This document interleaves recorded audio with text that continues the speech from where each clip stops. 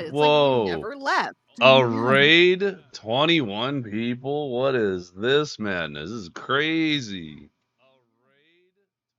A snackubus raid. Well, let me do this thing where I shout out the amazing person who raided. Bam. Also, nice Ford. Hey, look, it worked this time. Holy shit. 69K. That's fucking cool. Noise. What am I hearing? I'm hearing myself. That's what I'm hearing. I'm dumb. It's fine. Let's close that screen. Yeah? Why am I hearing myself in the background? I don't know. So anyway, guys, who's Yes. who's I ready was to play some clipping D&D? because I think you screaming "I'm invalid" is pretty iconic.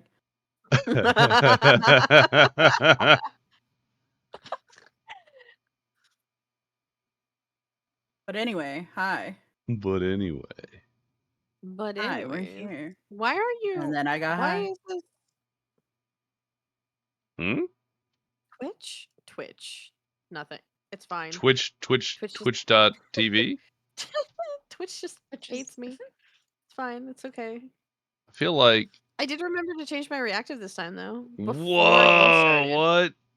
Although banana is still a banana. Okay.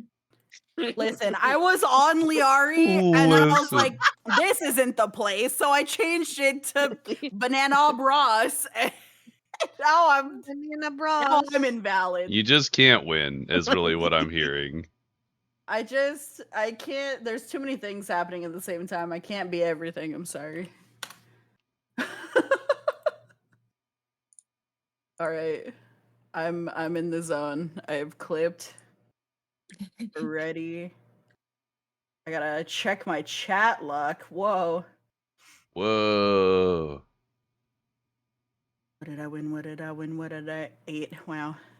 Wow. I think that's That's bodes gonna well bode for well. Yeah. Yep. Let me What was shuffle that about? that One over marble that runs around? Ting, ting, Marble? ting, ting, ting. Marbles? Marbles? Marbles? Marbles? Mhm. Marbles? Marble? Are you playing marble? So anyway, welcome everybody. I don't think I actually changed the title of this episode now that I think I panicked and started. So I'm gonna go do that real quick. Hang on. Just kidding. Episode 38. Episode 38. Oh yeah. Crazy. Yeah.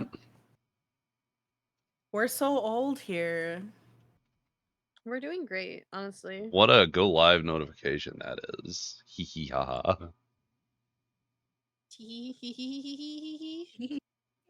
How long can I make this? This title is so long. Yeah. I'm That's just not true. gonna respond for legal reasons.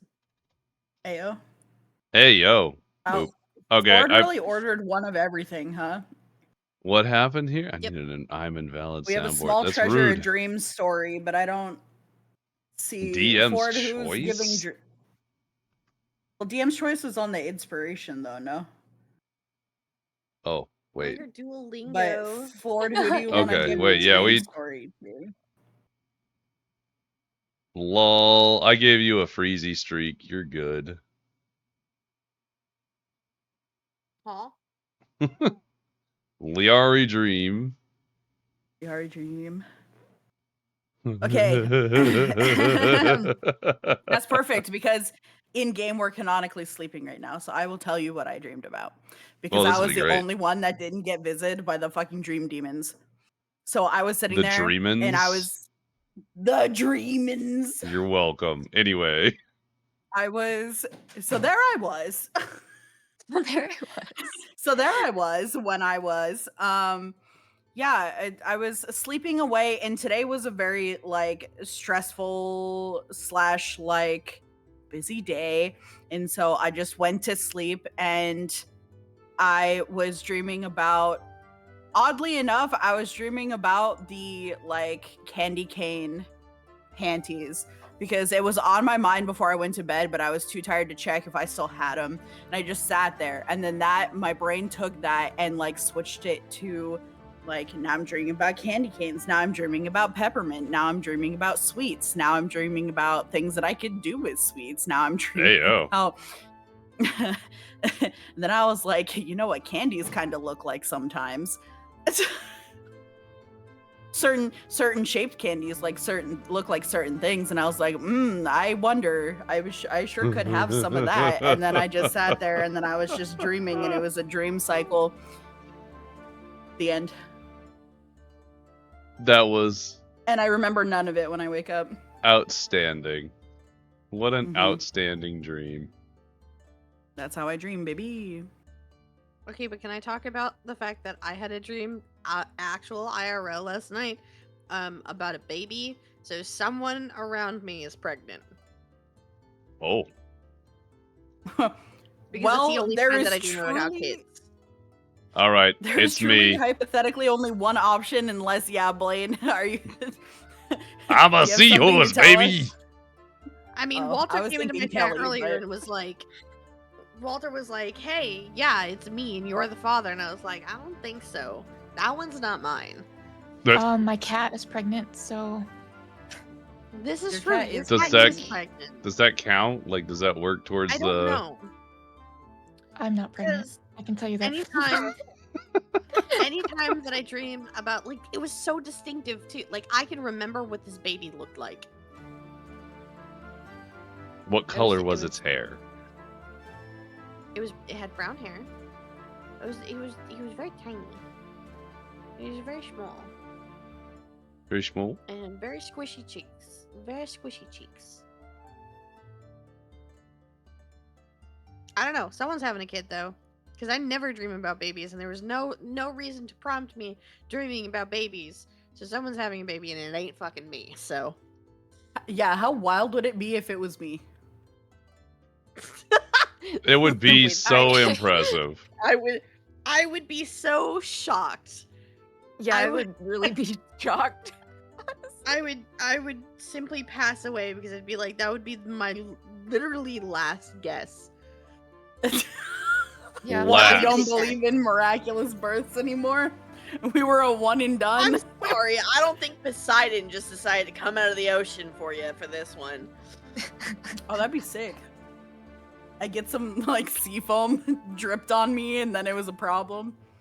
Semen. Dabba Yeah, that's literally the I joke. You hate found it. everyone. It's fine. You hate everyone? Damn. The terrible jokes. What do you mean? Our jokes are Surely fucking that's not great. good. We're hilarious. What do you mean? Yeah. The wires are funny. Appreciate the Oh, funny. they are honestly hilarious, and I very much enjoy getting the opportunity to hang out with the unhinged three of you. Yay! Oh, he does love us. Aw. This is what we do when we buy you time. And also, when we're not buying you time, we do this for free. It's just for funsies. True. I was just finishing up some map related things in case you get to this particular point. Anyway, Oh. Is it a peak? Do we get a peak? Are we peaking? We peaking? no peeking. We're switching No to peak. peak. Surely we can D&D and peak. This is actually a peak collab. Scoutmaster's the final boss. He's gonna eat my toes. Okay.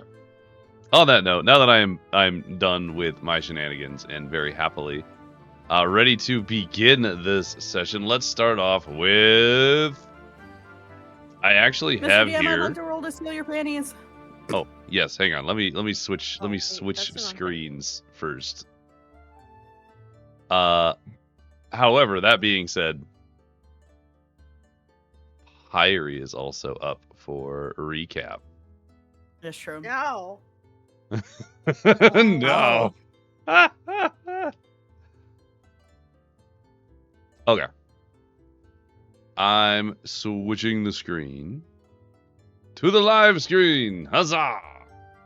3, 2, 1. Panties. Ah.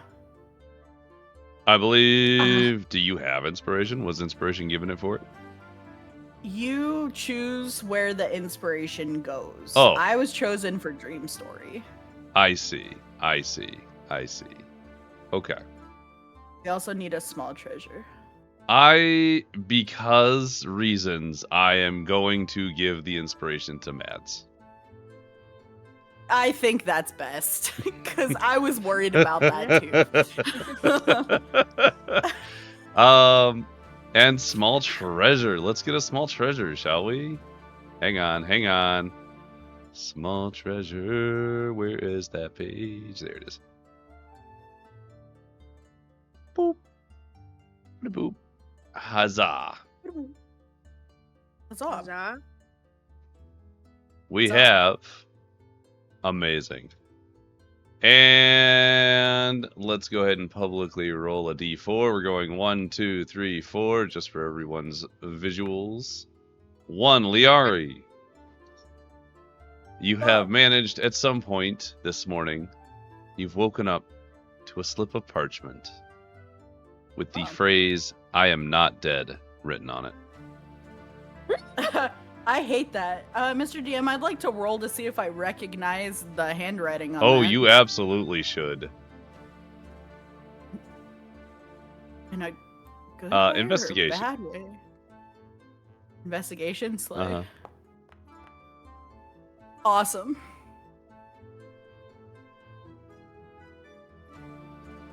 Boy, that sure looks like some fancy handwriting.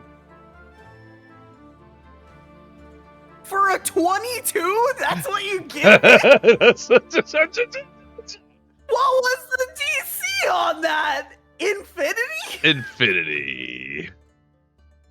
And beyond. I will say, And beyond. I will say with a 22. Give me a history check too. Give me a history check because this will be relevant. Yeah. Yep. Okay. You have seen this writing before. It was very important, but you're having a hard time exactly placing where you saw this fancy writing. Awesome. You're welcome. Awesome. That's crazy how you found a way to kind of like work that in when you were like, I don't know how that's going to be relevant. Look, guys, I have a lot of plans. It's just really working it in. That's the thing I got to do. That was really cool. I appreciate you, Blaine. I will not explain until maybe later I will explain, but right now I will not explain. Yeah, that's just a fun little tidbit. Yeah, that's great. Flavor text. Because you would have been the contact point regardless. So I find that fascinating and funny all around. Good shit. Anyway, let's go ahead and do our recap. Actually, we should do the panty roll after the recap. That way I can use Well, I this already did it, amazing but fair enough. just chatting screen here.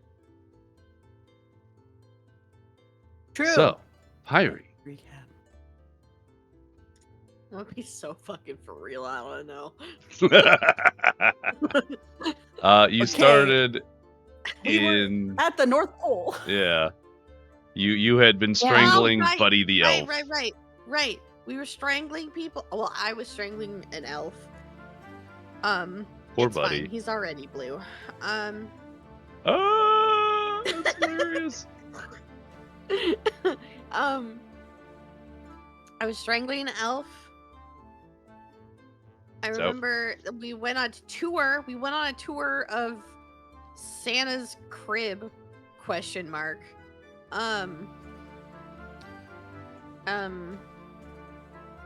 Me and Mads did a funny invest. Oh, I touched a book. I wasn't sure supposed did. to touch the book, but I touched the book. Yeah. I then did touch the. Hold on, I know we have. Hold on. It wasn't just you either. The voice of reason that was with you was the one that chose to touch it. What? What? I'm so Huh? excited. Well, we said we weren't gonna touch the book, and then I decided to touch the book. Mads tried touching the book. That didn't go well. What happened to First Mads? time around. Tired big psychic owl. Yeah? Yeah? That was you, but fair enough.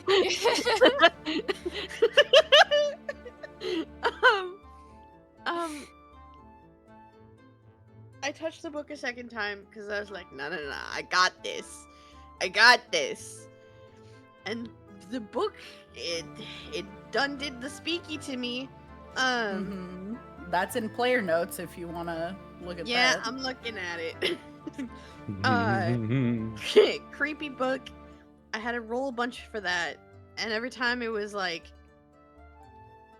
it was a little bit harder. Mads helped.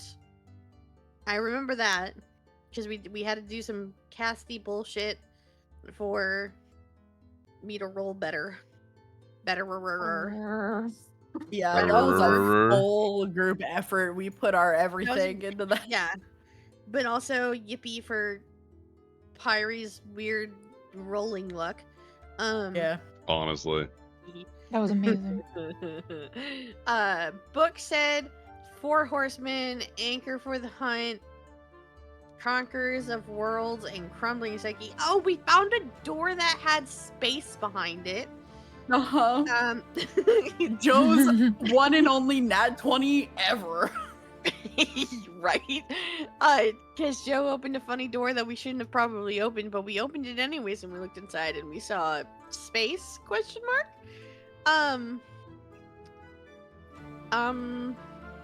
Investigated some things. Apparently the world doesn't exist unless he wants it to for weird Santa place, so we left and went to go. Where did we Do you go? remember the special rooms? Oh, right, we had rooms. We had bedrooms based on Joe's memory of us, which was silly. Also, we left that, and then we went for.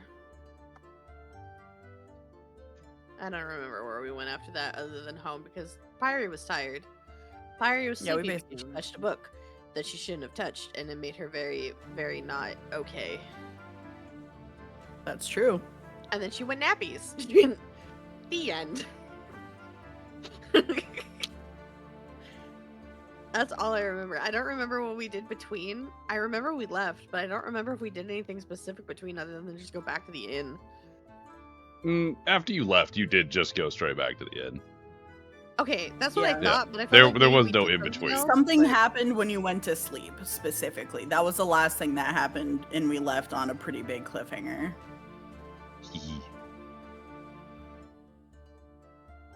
Do you remember the knocking? Knocking. Yeah. There was door knocking. And Pyri said, no, I'm trying to sleep. I think you said more along the lines of "go the fuck away," but yeah, that's cool. Yeah. Go away. Sleep time. Pyri tired. Good night. That's Do you about remember right. What Mads said? I Or love that. did? It's just like the short prompts. We'll get there. But I think I'm that's blanking. it's a solid recap. It's Mads opened that. You said go the fuck away. Mads was like, coming. Oh yeah. Come Yeah, on in. we had very different approaches to that situation. yeah, Very different approaches to that entire situation. Pyri wants nothing to, but Pyri's also sleepy, tired, doesn't care. Mads is also, hey, goddess? Question mark. Yeah, that's true. She That was busy? like Mads is like, goddess, come home. Goddess in my brain? Yeah, that was more of a jingle jingle. Goddess is here. then like a ominous like knock at the door, you hide to see who it is, kind of thing, you know? Yeah. And then I would like to say my favorite part of last session is so that I can have a resource to donate to Mads. I had two things that I really enjoyed. I really enjoyed the fact that I was able to steal the incorporeal candy cane panties off of Buddy, because that shit was funny. I didn't even know if it was gonna be wearing panties. I don't know what happened there. As So I that was funny. recall, you stole panties off of a person. I think it was Mads, if I recall, or you failed to. Like episode 4 or something. So like, it's a thing you can do. It's been established.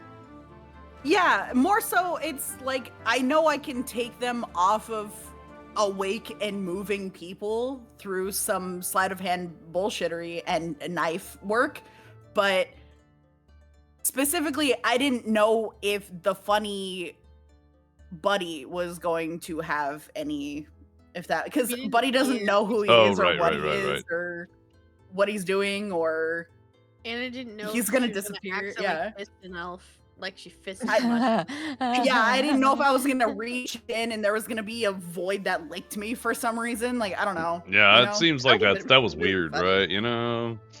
That's just That's things crazy. happen to me, so I don't know. So that was cool that I actually got something off of that. And also, when I was going through the special rooms, finding all the special things, when I looked in the chest and found really like remedial sex toys, I was like, "Aw, Joe." Yeah, he's a funny fella, little guy. His understandings are haha funny. So that was enjoyable. That was a good time. D4. Thank you. Anybody Mine else? Mine would be touching the book that I wasn't supposed to touch. Yeah, that's true. Book touching And was winning. fun. You beat the Eye of Sauron. I did. And so yeah, watching Pyri beat the the book was probably my favorite part. I Big love fan. touching things I shouldn't.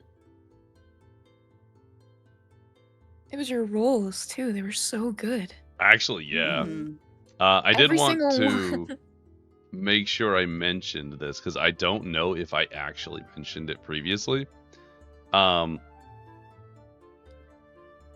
You almost made it to the end of the book. Just so you're aware.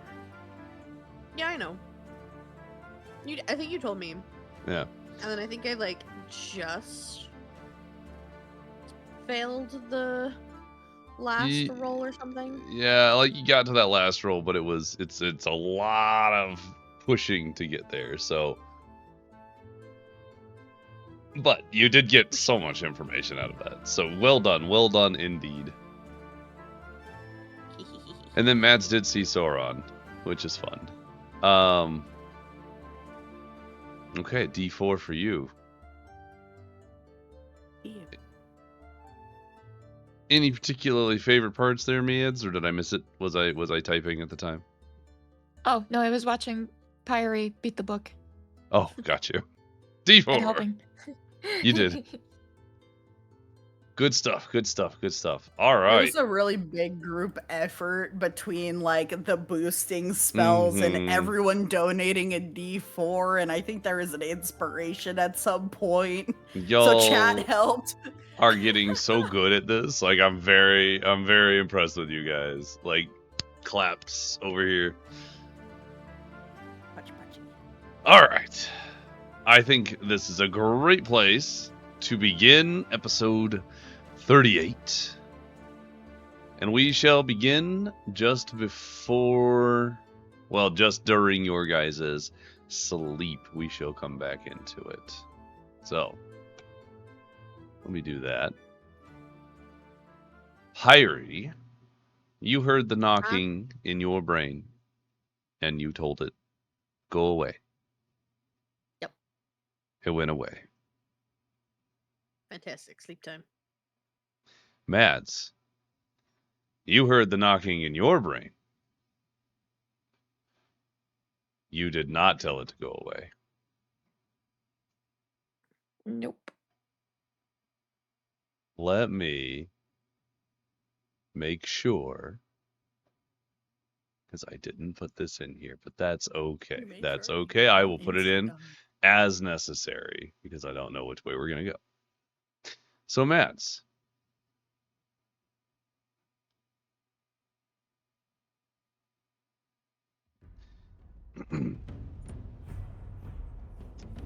The knocking on the door draws your attention. You walk forward in your mind, turning the handle of the door in front of you, opening it slowly. And behind the door is complete darkness. And only as the door swings open completely do you see the eyes looking down at you. Eyes filled with fire. A giant of a man stoops to enter the doorway. Its frame nowhere near large enough for his great size. Wears a dark tunic with trousers and boots standing close to 10 feet high. A cloak of inky darkness bellows out from behind him. Please go ahead and roll me a perception roll.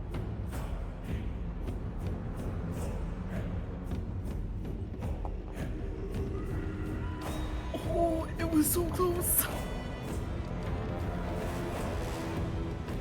The only thing you can really see outside of the obvious is you swear there are faces contorting, screaming within that cloak somehow.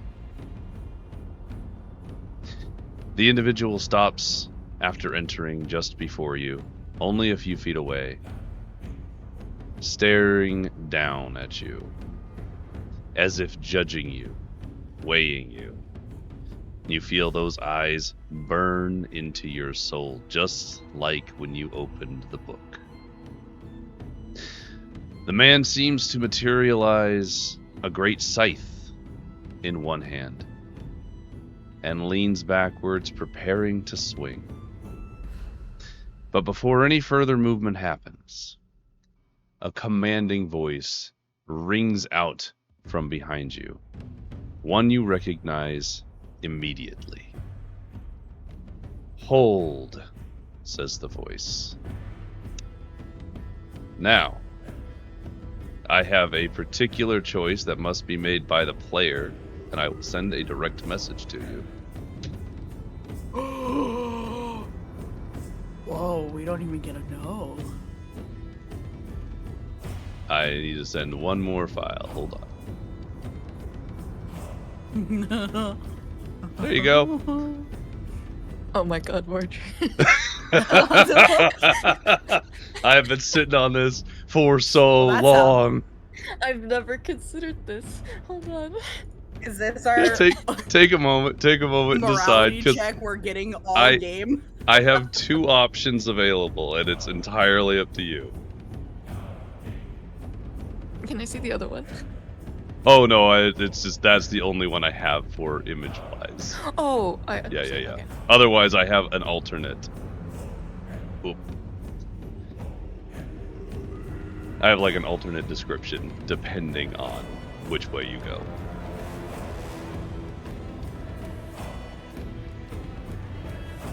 My god.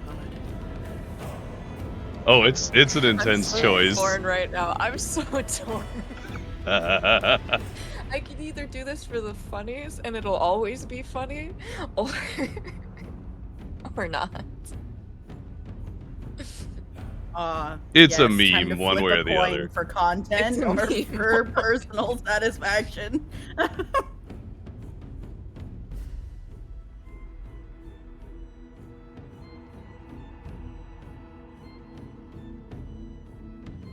Go with number 3, my lord. Yeah, alright, Burton.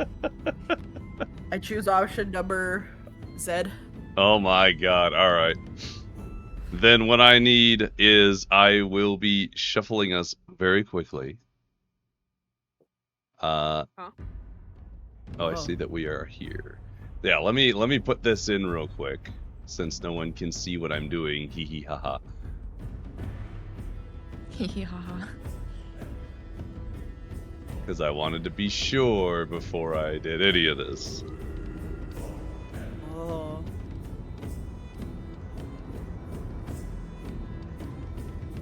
Dead player. Blame's not you. What am I missing? We've only killed a metric fuck ton of NPCs on accident all in one fell swoop. But we've managed to keep Joe alive somehow. Yeah, we were fighting tooth and nail for Joe. Boy, oh boy, love Joe this should shit. definitely have died normally. Oh, Joe You guys have done has so good. definitely died at least 4 times. Yeah. You presented them with an opportunity. And they said bet. Bro, that was the funniest shit, man.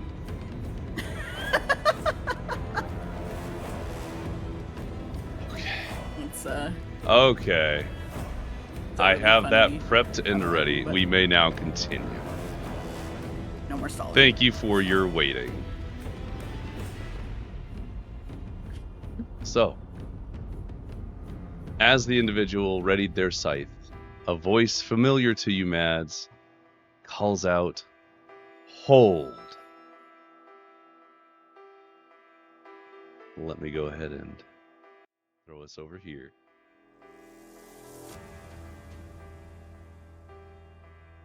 Perfect. Pull up my notes. A woman of undiscernible age steps forward. White hair flowing and stopping at her mid-back. Green and yellow eyes piercing the darkness, exuding around you. She glows lightly, and as she approaches, you see that each step is more graceful than the last. And as she gets closer, the glowing dims slightly, and you can now, for the first time, see her clearly. A dress of flowing green cascading down, slightly pooling behind her. Swirling plant-like tattoos that make their way up a partially exposed leg and shoulder. Earrings like butterfly wings dangle from her ears.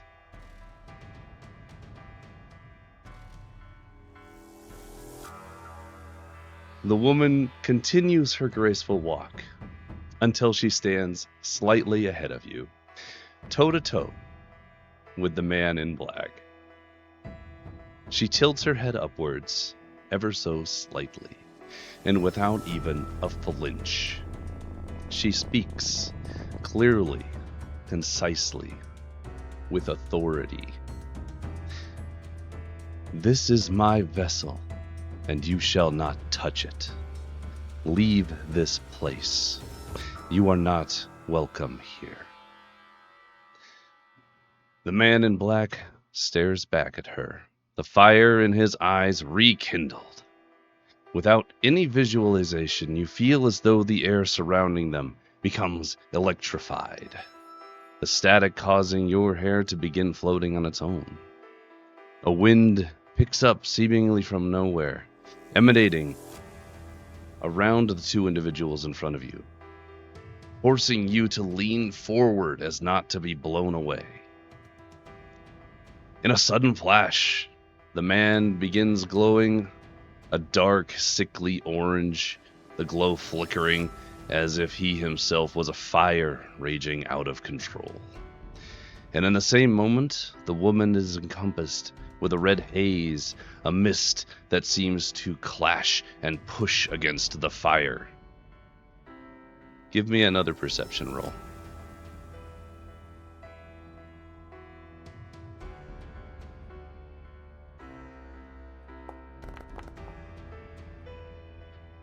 Damn, that is a good roll. God. With that high perception roll, DC 22, The woman seems to be faltering, her breaths becoming more ragged, as if her power is waning. She does not remove her gaze from the man, but extends a hand out towards you, reaching for you. What do you do? I reach back. As you grasp her hand, you have only a moment to register, with a 22 perception, that her hand is cold. Then you are almost completely overwhelmed by the orange fire exuding from the man. The woman breaks her gaze to look into your eyes for only a moment, and you hear, as if from far away, her voice speak again, low enough only for you to hear. We must work together. Join as one to defeat this threat. You cannot be sacrificed here. I have chosen a different path for you. She smiles weakly, before continuing with a grimace. You are so powerful. Call upon that power to aid us now, or all will be lost. She squeezes your hand and turns away, back towards the man, and you can now tell that she is expending the last of her reserves to keep him at bay as his orange fire glows and grows brighter, close to enveloping her and you. Mads, what power do you call upon?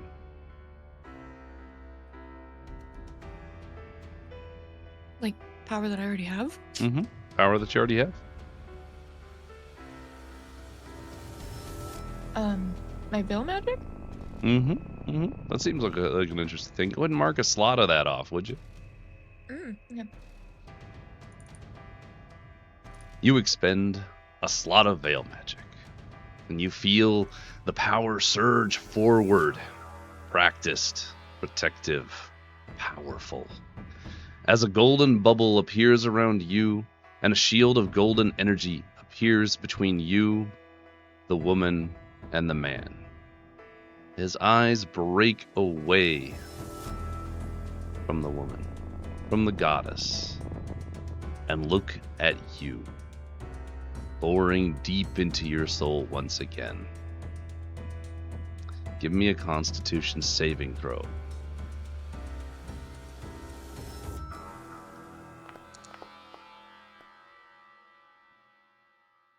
DC was 12. Oh, nice. Yay. The combined effort of this woman, the goddess, and yourself, your powers merging, becoming a golden red glow, pushes back against the man.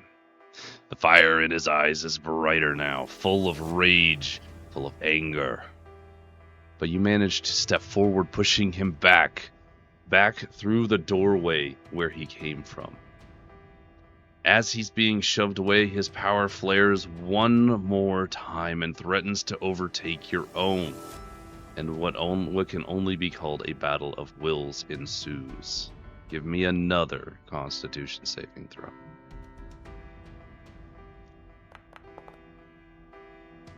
Congratulations, the DC was 15. Oh, yay. You're doing great. You flare your power once more and it explodes outwards in a burst. And you watch as it overtakes the red haze and the orange fire entirely, snuffing them both out, becoming a shining beacon in this darkness. And when only your golden glow remains, it expands outwards without pause, thrusting the man through the door slamming closed behind him, the sound of a lock clicking as it shuts. A calm settles around you. The door seems to remain, but you can tell it is inert. The woman beside you collapses to the ground, her breathing ragged. She reaches up weakly as if she has been through a great ordeal. Small globules and particles of red, hazy light disappear into the darkness as you watch as she slowly begins to fade away, beginning at her feet and slowly traveling up her body. Mads, I'm glad you have survived, she coughs weakly, taking your hand. It feels cold and now somehow distant. She continues, there are so few I can depend on, and time runs short. She looks up at you,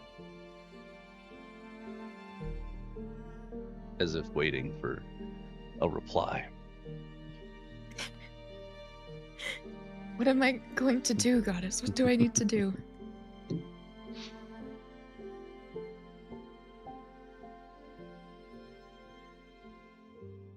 We have little time to prevent the second night.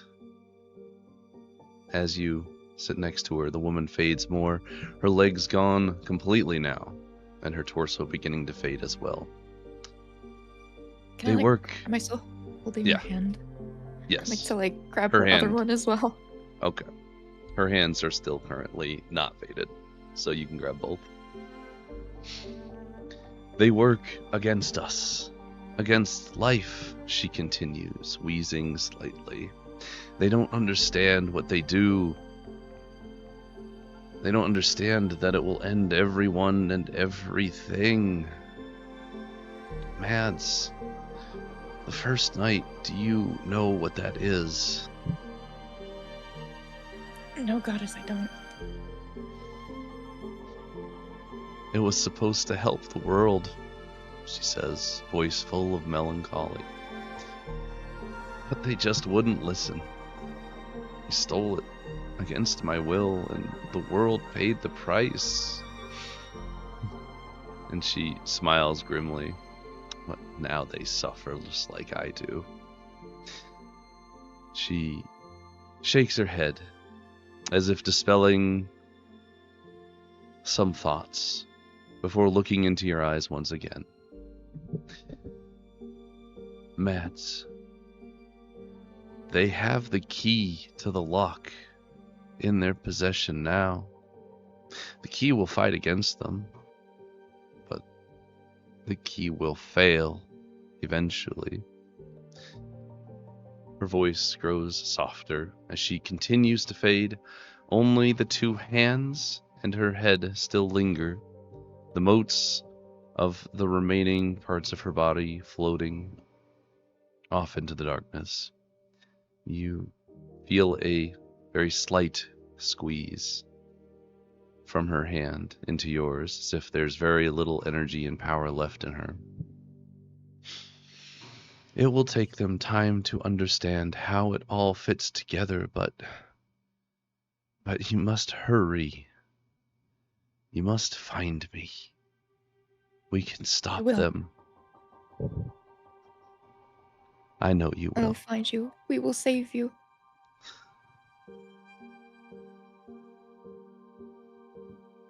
We can stop I them feel like together. Mads is crying, by the way. Yeah, This is yeah. just to paint the picture. Mads is ugly crying. Ugly crying. A weak cough.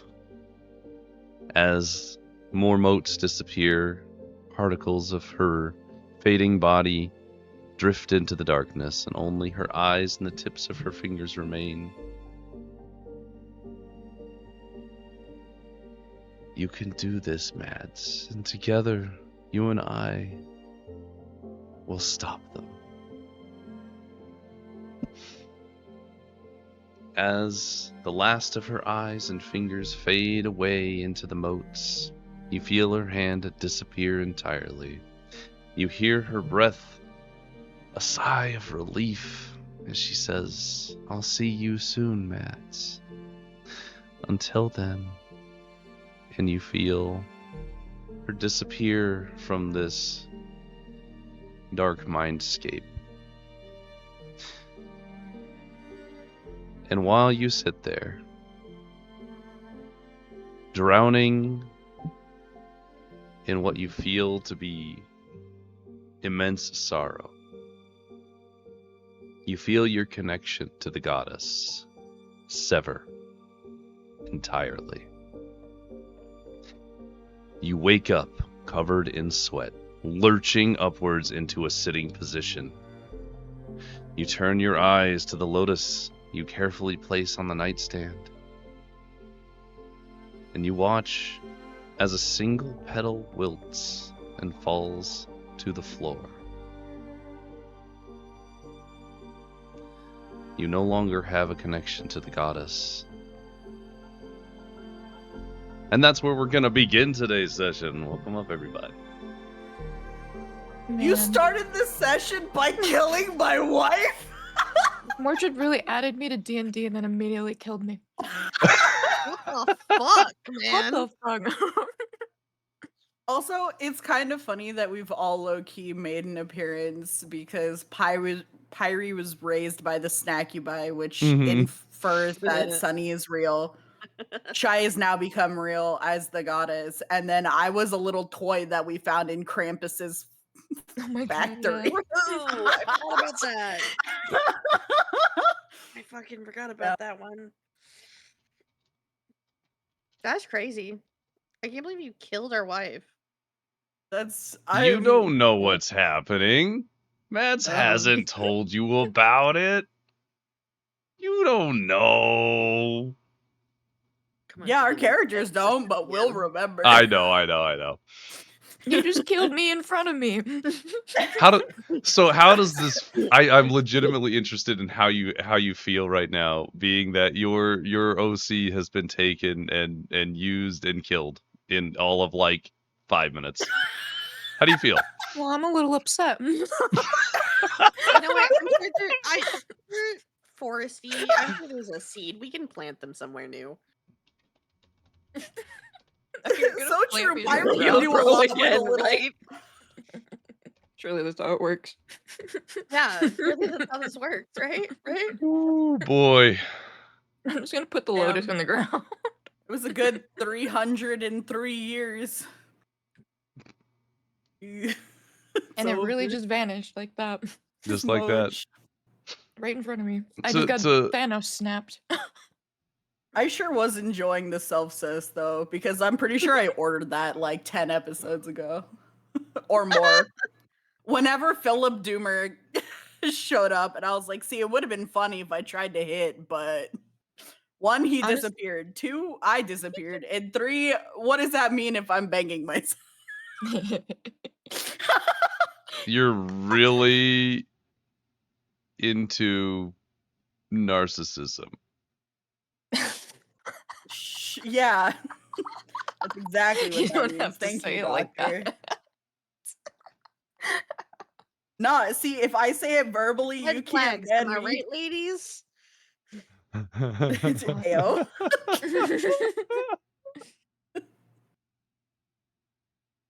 I love it. So That was bad, but that was cool. That was Anyway, really guys. impactful. I love that we had to allow self-cessed as a word. I hit Because the allow. Burton put it on the banned word list. It's all. I see it's a banned word. What's happening with the banned words here? Because I was not in here at all during that. I could not pay I attention. know you were doing your thing, and Burton hates me. Streamer. I said my it views. once. Streamer.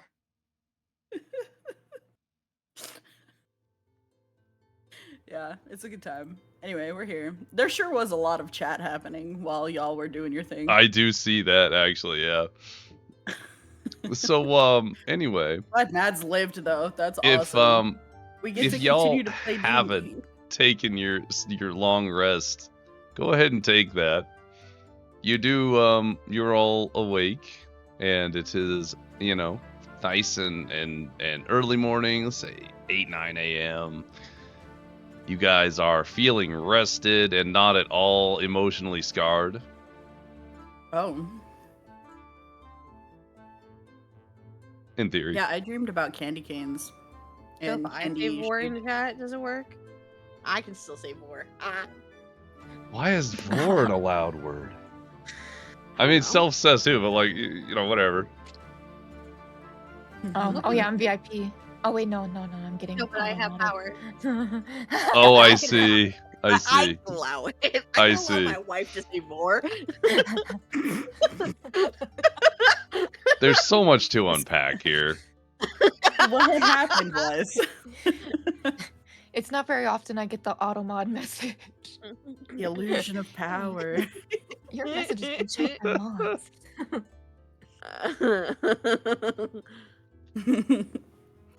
Wow, what a successful sleep we all had. Yeah, Smiles. So, everybody is up and awake. You have I would woken like up. to check to see if my flower and my panties are still in my inventory. You go through every item in your backpack, in your side pouches, in your panty satchel, but anything that you took with you out of the North Pole has seemingly disappeared. Yeah. Rip. Then I would like to read. Go ahead and give me a roll for the read. As per usual. Me when I have to, I'm pretty sure it's a D20 plus my investigation, but I always have to check. Yep.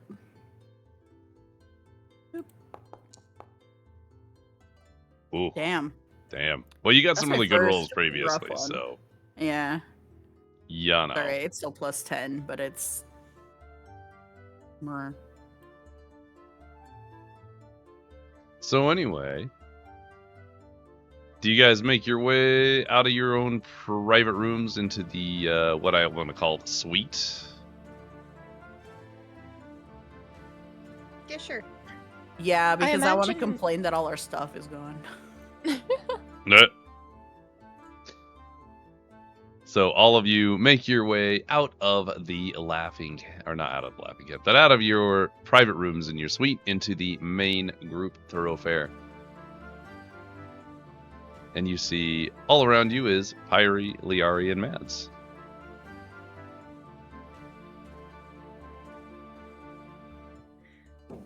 Mads is gonna like stroll up and just be like very visibly unwell. Like, you know, when they're just lost like that. What'd you do with the lotus, out of curiosity? I'm gonna have it in my hand, but I'm gonna be like holding it kind of like a precious animal that's hurt, like a baby bird or something. That tracks. What do we got here? I would say, Pyri, between your passive perception and your nature, you easily catch on right away that Mads is acting a little strange. And also that they're holding their lotus weird, and the lotus also looks kind of unhealthy. Maybe. Oh, that's fun.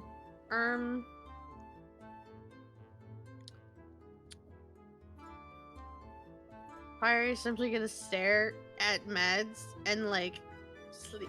You know, it's sleepy Pyri, still waking up, and just like waddles over, hugging Hambone, and it's like, is it? What happened? I met the goddess last night, and she died in front of me. Pyri's immediately gonna be awake and then also just absolutely staring dumbfounded like, it died? She found me in my dreams and saved me from some scary guy with a scythe. And then she told me about this lock and this key that we need to get, and how I need to save her, and how me and her can save everybody. And then she died, and I can't feel her anymore. And you're sure that wasn't just a dream? Look at my lotus is wilting. It's never wilted before. Oh. I don't Well. feel it anymore. She's not there. Her presence isn't here anymore. Yeah, that's not great because she's kind of been saving our asses this whole time. I'm sorry for your loss. I love our party because we are so unempathetic.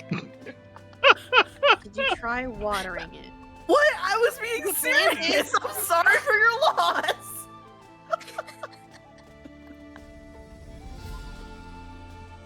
Who's unempathetic now? We could try planting and watering it. I don't know if that would do anything. The flower? Yeah. Is there like seeds on the flower? Huh? We could try get it to root. Mads is gonna look at Pyri with just like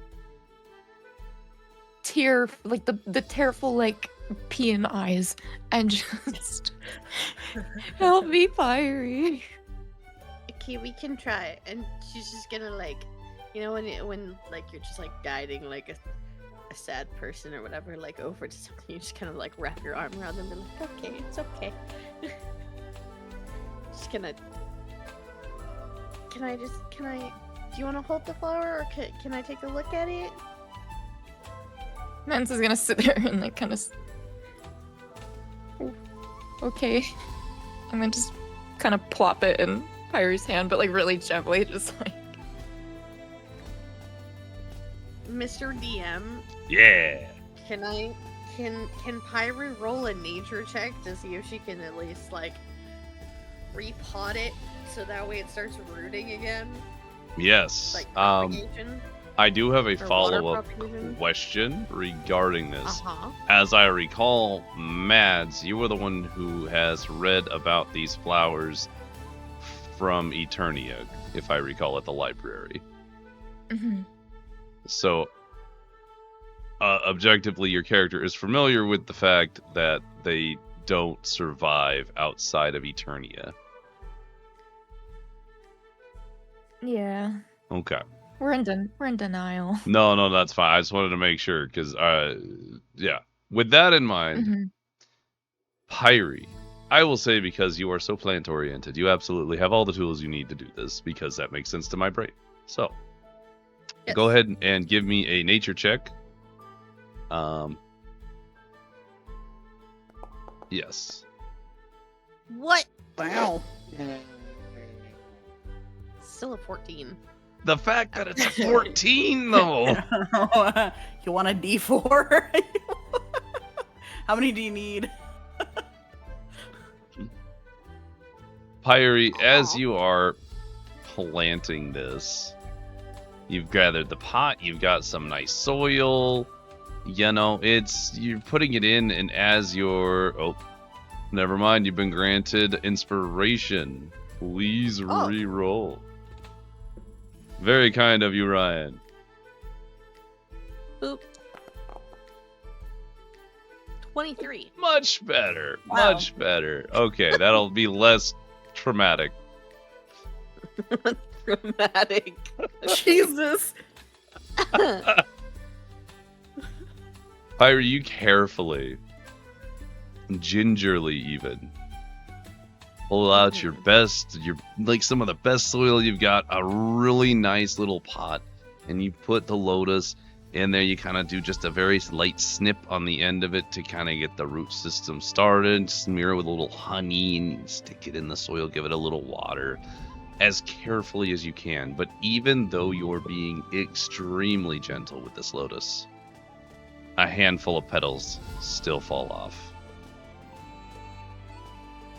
You can tell from your skills with the natural world, it is incredibly unlikely that this flower will root, no matter what effort you put into it.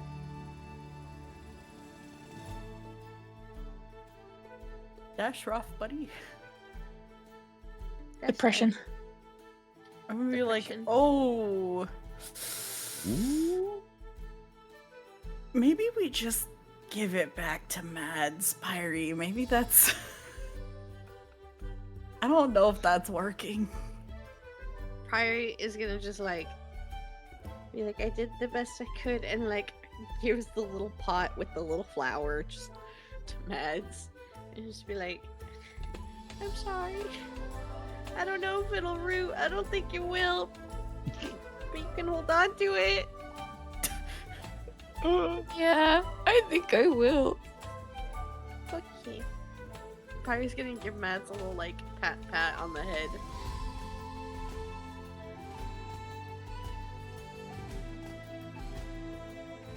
I mean, it's not the same, but we go back into Joe's funny brain space. He can make more not real ones. But we can't take them out. Yeah, but I don't know, Mads can go visit them. Or something. It won't matter anyway. I don't have the goddess anymore. We can replant things and stuff at, maybe we can find a better place for it to thrive. I'll have to go to Eternia. See, we're going That's there the anyways. spirit. Yeah, that's the spirit. Let's go to Eternia. Oh boy. Oh man. Can I insight to look if it's okay to touch Mads? Because normally Mads is so don't fucking touch me, but I'm like, I don't know what to do. Can I insight? Yeah, roll Mads is- insight. Roll insight. Yeah. I'm very aware Wow. of whatever it is. Mads, are you touchable right now? That's a crazy thing. That's such a high insight. You know when you're just like emotionally drained and someone Yeah. like tries to comfort you and you just like let it happen? Like it's not like uncomforting, but it's just like you as the person can't really tell if it did anything. So you're touchable. Okay, then I'm just gonna go and I'm just gonna lay a hand on you. And that is going to be my support for the moment. And I'm gonna close my eyes and say a small prayer for your dead goddess and your wilting flower. And I'm Mads gonna is go gonna get just breakfast. cry Because and that's stare what at the fixed floor. me. Yeah, I'm gonna go get breakfast. So, I'm just gonna... Shit. Time to spoon feed you. You spoon fed me when I was broken. Here we go. Here comes the airplane. Jesus Christ. Man, oh man.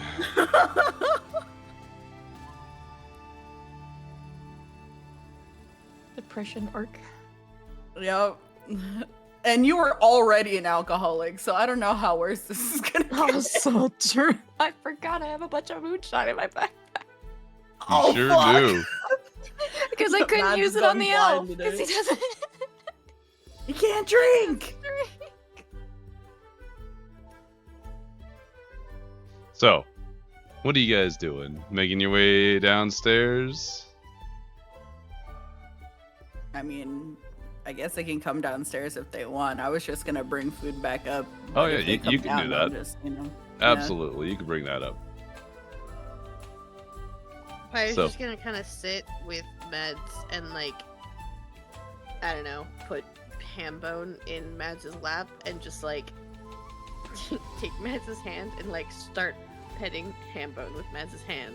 Just like get her to do something that's not just crying and maybe stim with Hambone. Yes. This is Go some on. great content, guys. And the same thing with the hug. Mads is just gonna let it happen, but it's like nothing positive is getting gained from it, nothing negative, but it's Oh lord. we're broken. Yep, yep, spoon feeding seems to be the way. Excellent. Yep. Mads' whole personality has just vanished. So Oh god.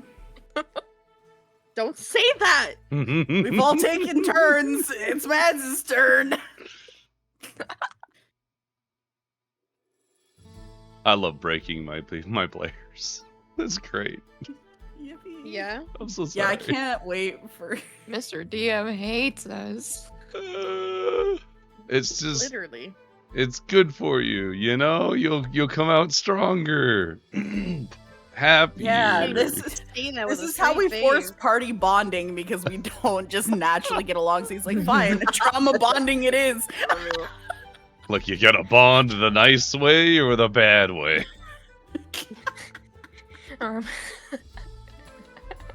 It's Awesome. like a good old trauma bond. Alright, Right. Leari, you head off to Yeah. get food. Pyri, you are having Mads' pet ham bone. Yep. This goes on for a little bit. Leari, you are gathering breakfast. What kind of breakfast are you gathering? Just whatever's available. Pancakes, waffles, you know. I guess something that goes down easy. Nothing too complicated, no complex flavors, just like I don't know if there's like an oatmeal or like a rice porridge, something Sure. warm and chill. Yeah. Like if it were a sick child, basically. You gather up a nice breakfast array, just in case. But primarily, you get Mads, you know, some porridge, a little bit of honey on the side in case she wants it a little sweeter. You Yeah, get the everybody else sweet. like eggs, pancakes, a little bit of bacon. Make your way back Yeah. upstairs. Set it out on your table in your room, where presumably Mads and Pyri are at.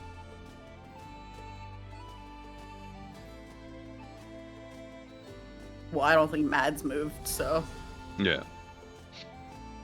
No. All right. So the three of you enjoy breakfast. what is Joe gone? He just fucked off? What happened? Did he get up this morning? Where's Joe? Joe hasn't been in the suite all morning. Oh God. like One drama I at a was- time. I was really particular earlier, and I was like, "Yeah, you see the three of you come out of your rooms."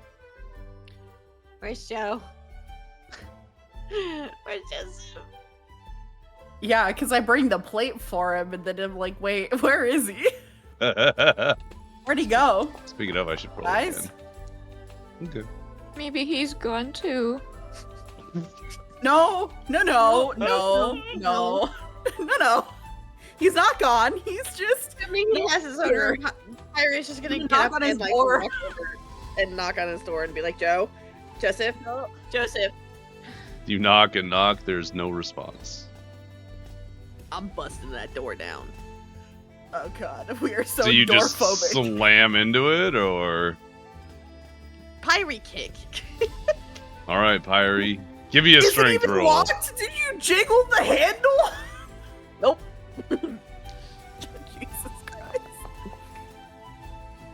Can't get the You door go to anyways. kick that door and bounce right off. It is a solid door. I'm gonna rush over and just try the handle. It before wasn't Byron locked. irrits us. Yep. Awesome. We're gonna try that. Go. You look around the room, and Let's it's nicely like the bed's made. It's a very tidy little room, but he is not here. Is his stuff here? Is any of his things here? Well, he didn't like take his whole life with him, but he took his basic stuff. For intents and purposes, it's not like he packed all his things and left. There is some of his stuff there. Okay. Well, he's never gone off on his own before, but he has the intention of coming back. So we gotta find, but where did he go? I don't know. Maybe he went to Markella's. Maybe he wanted to get his questions answered early. I don't know. I just Mr. DM, I would like to wild shape into a bloodhound and sniff around for Joe. wow. A bloodhound. I think you can become a wolf or a wolf. dog, depending on your choice here. Okay, which one has a better sense of smell? Presumably a Or track. wolf, I would think. Okay. Let me find wild shape wolf stat block. I wish to sniff him out. Yeah. D&D 2024 edition wolf versus dog sniffer. Okay. Any perception checks that rely on hearing or smell have advantage. So that being Nice. said, Great. I think we actually do have this in your wild shapes. No, we do not. There it is. We do. I lied. I lied to you. Let me go ahead and make sure that you have access to it, which you should. There's a big wolf. I am wolf. Go ahead and give me a perception roll with the wolf with advantage. Whoa. Bam. Not much left to it. Why? Amazing.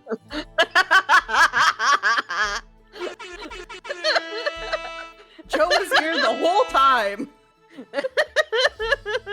Sniffa him under the bed. Sniff. Pyri, you immediately transform right in front of Liari into what is a giant wolf. Sniff, sniff. Exactly. Exactly. You immediately catch the scent. And you manage to track it. It goes out. It's maybe a couple hours old at most. He must have left really early this morning. But you could easily track it if you want to. Awesome. How did I not hear him then if I was up and reading? Because I rolled it last Dang. session. Oh, well, yeah, okay. It's fine. Sorry. It's fine. Yeah, we're sniffing them out. I rolled this situation last session, so you know it is what it is. Yeah, we roll with it. Sniff, sniff. He did try sneaking though. He didn't roll Wow, badly. how'd he do? I think he rolled He pretty didn't high. roll badly. Like I think it was like for all the people in this place, like he rolled well, especially given that it's Joe. And everyone here is very good at sensing anything and everything, especially Pyri. It would I make do sense see if a lot of Pyri didn't- secret rolls. It was out and down and like no Mhm. fucking bedtime. Well, everybody went to sleep all at once, Yeah. so he was Yeah. able to roll with advantage. Pyri EP. Pyri extra EP.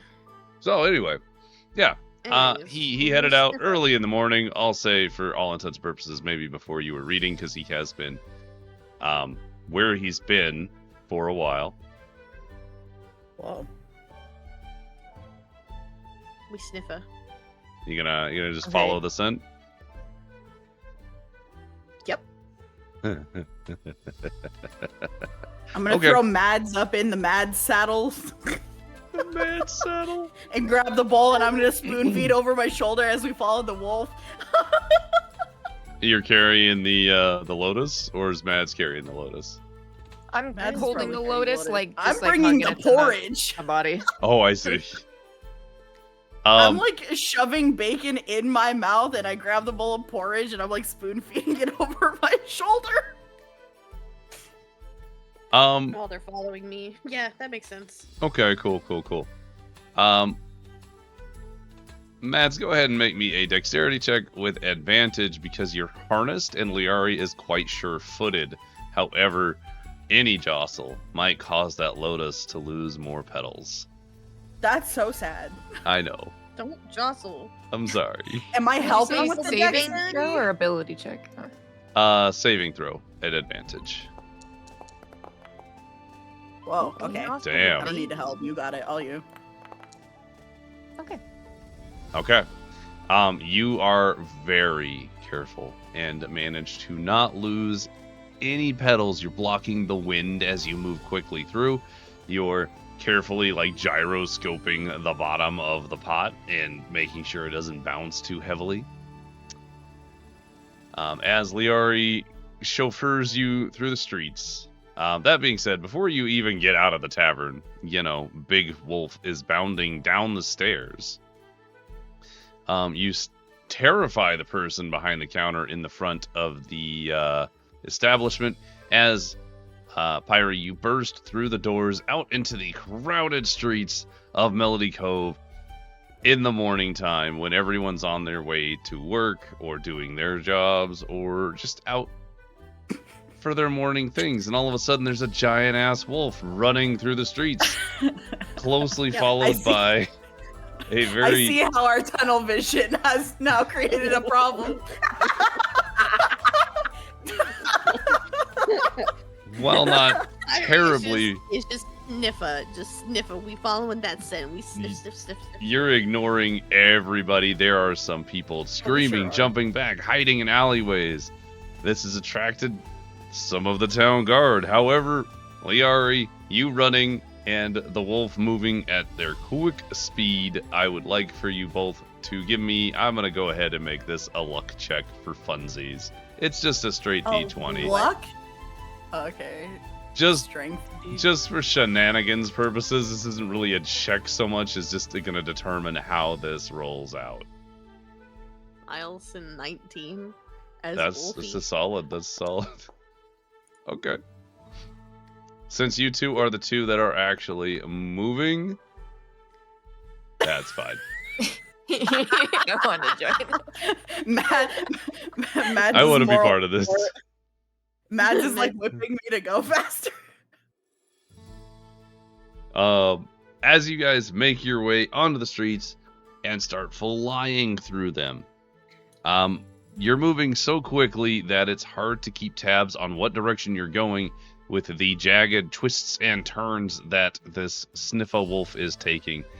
You do manage to somehow magically evade any town guards, although you do leave a trail of screaming and terror in your wake. Eventually, we can go ahead and move on to the map here.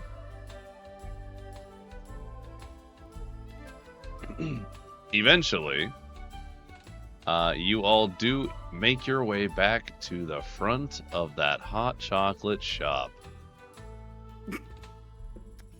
I assumed he was going to be here. He's Tim Allen when he was honest. gaining all that weight.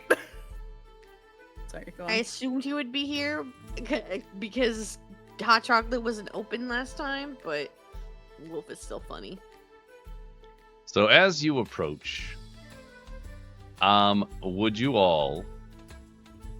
Well, as you approach, go ahead and give me a perception check to see if you can spot Joe. Wolf with advantage.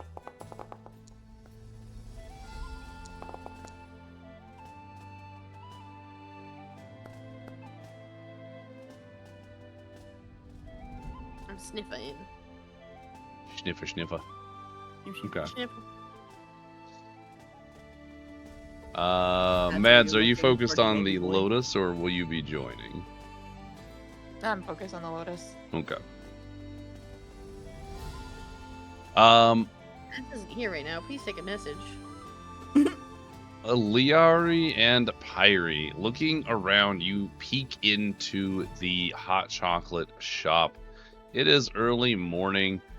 It is just getting started. You know, they do open up mochas and all that. And you don't see Joe inside or at any of the usual tables. And while this particular portion of the city is not nearly as traversed by the populace as many other portions, especially where you just came from, there's not as much mass panic here. However, because the wolf is showing no aggression, people are either turning around or keeping an entire street's berth between you two as you kind of float around that area. Additionally, with your 17 and you're 14, I'll say. And because, actually, give me a history roll, would you? Who? All of us? Pyri and Liari. Mads isn't participating right now. Well.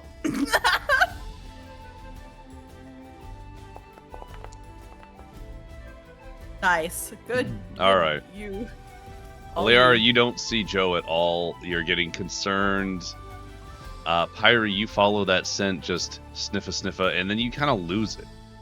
It's just gone. There's no further trail, and it's really confusing. You kind of circle the premises.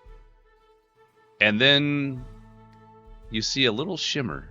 Just very, very light, almost as if it's not there, but you see those doors that you came out from previously. The ones that take you to the North Pole. And you realize that's where the trail went cold. Badach. You're welcome. Pyri is going to immediately pick up alert and fucking bolt towards him. Through the door? Yes. Okay. Well, Liari, Tiny tail wagging. you see Pyri just perk up, the ears kind of twist, the whole head follows, and then bam, they're off. They blast through some doors that appear seemingly out of nowhere and head into what you see as the familiar snowy entryway of the North Pole. However, the doors are quickly closing. No time to go. We gotta go. So y'all make your way into the North Pole. Let's drag you all back here. It's a great time. Truly dragged. Truly dragged. Truly, if Joe had not effed off, I was thinking we were going to be doing something else today. Joe has his own prerogatives. It's true. Okay. Let me adjust our locations here. I'm just going to leave these open.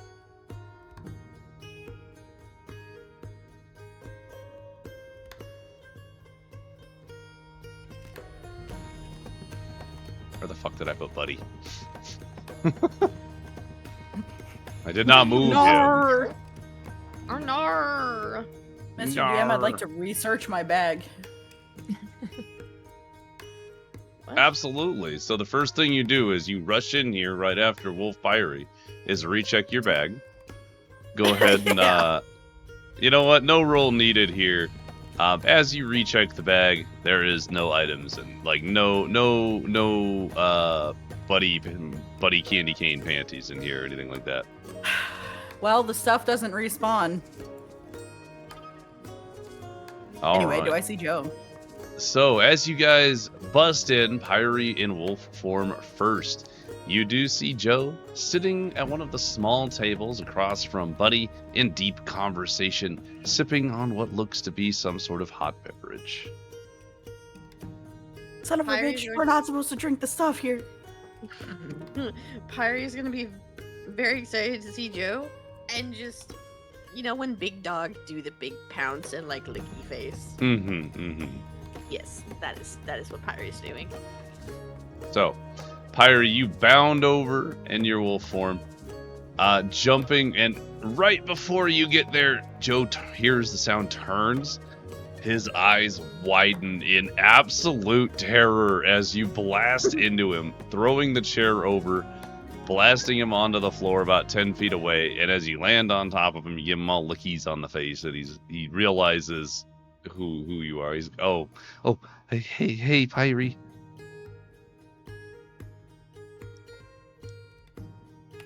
Now that we're all here, I'm gonna go ahead and connect our brains. My one for free. Pyri's doing, you know, the happy dog boofs. Nice. Yes. Yeah. Yeah. Joe is very happy to see you. He gives you some scritches as you assault him, and eventually tries to like kind of push you off. I can't get off Joe, but I am glued to him. Okay. He keeps his hand like on your side because you're very tall. You're like just about chest height. as a giant wolf. Tea. So he just kind of keeps his like hand on your side. He kind of like leans over and sees Liari and Mads.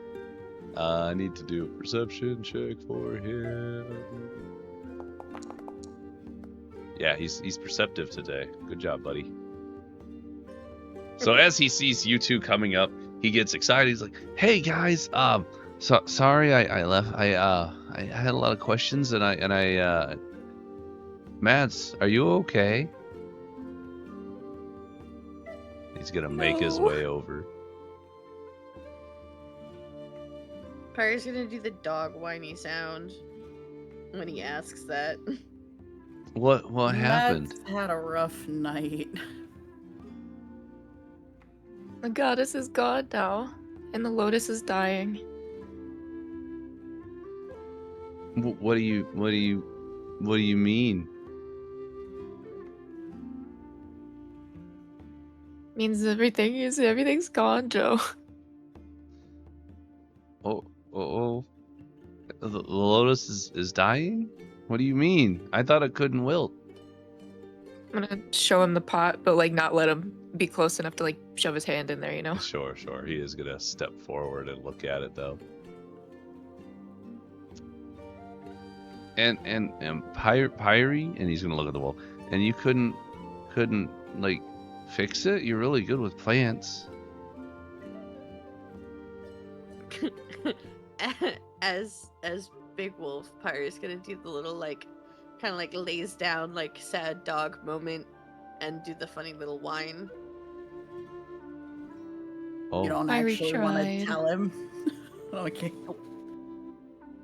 We're communicating as wolf right now. That is it. I love that that's like 50% of Pyri is just animal of the day. Yep. Yeah. Today it's Tis the wolf. way. Today it's giant wolf. Well, I'm really sorry, Mads. He's gonna kind of very awkwardly like kind of go up and give you a little pat and like kind of side hug on Liari's back.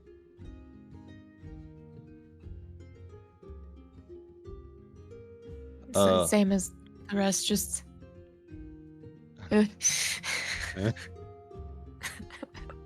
Yeah. Well, What can I also do like a slight perception though? I kind of want to see if he's colder. oh yeah, give me a perception. Since you're debilitated emotionally, give it to me at disadvantage. Fair. Debilitated know what? emotionally makes you immune to temperature change. No. One of those is pretty good. So with a 12, Joe doesn't seem cold or anything. He feels like a normal person, like normal person temperature. And Joe kind of looks Nice. between all of you. He says, well, I've kind of been learning a little bit while I've been here this morning, and here, and he's just gonna pull up his cup of hot chocolate, which is steaming currently. This might not fix the problem, but I could maybe keep it in its current state, like this. And he's gonna concentrate for a moment, and the entire cup of steaming hot chocolate ices over perfectly with a clear coating of ice. It's perfectly frozen. Mads is gonna be a little intrigued by this. But I don't want it to hurt the lotus, so what if we just try one of the petals first and see if it does anything? Oh yeah, of course. Do you have one that isn't attached? Look into my We have a like bunch. little pot that's in there. Yeah, there's just 5 chilling. Yeah, there's Yeah. just 5 at least. There's a handful of petals that have fallen on the way, regardless of how well you can gyroscope that thing. Alright, I'll take like at least 2 or 3. You hand them to Joe, and Joe concentrates with the petals in his hand, and each one ices over. Just ch. And then they're like these beautiful little frozen in ice petals. Like it's beautiful. They look perfectly fine. Wow, Joe. Wow. You're really getting the hang of it now, huh?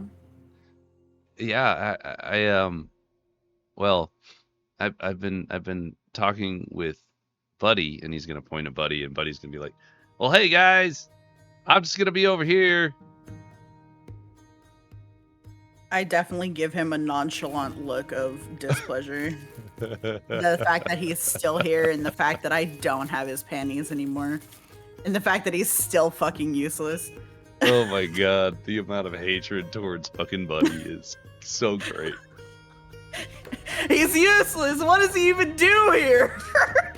So anyway, I've been talking a lot with Buddy, and I guess there's a whole lot to it, but I guess he kind of like reteaches new Santas how to use their abilities, and this is kind of a basic one, and I've been practicing all morning, and I feel really confident that I can keep the lotus from wilting anymore, and it just thaws out like normal ice, so I just have to keep it up every few hours.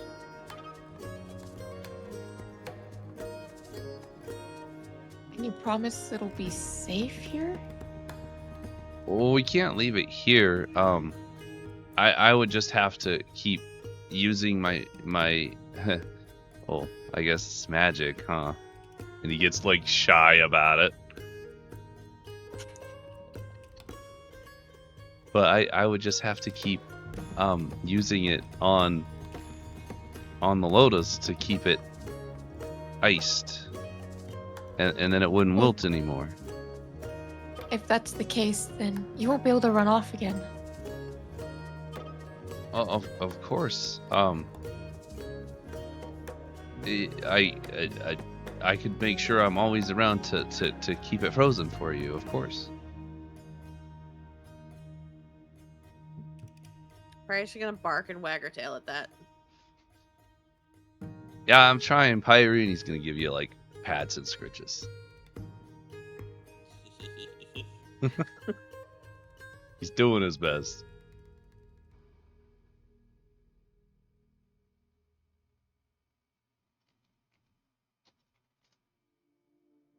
So I mean, that sounds like a good deal, especially if you promise not to run off again. Well, I just we left in such a rush, and he's gonna kind of like, he's gonna look down initially, and then he's gonna like stand up a little bit straighter.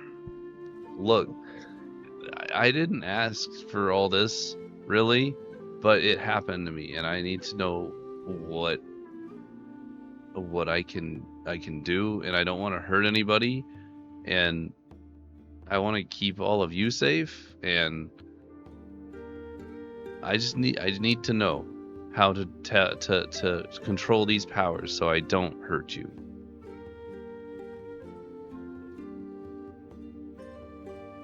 Fair enough. Just please let us know. So that we don't have Pyri turn into a wolf and terrify the whole town we've been staring at. Don't run off again without letting us know at least where you're going.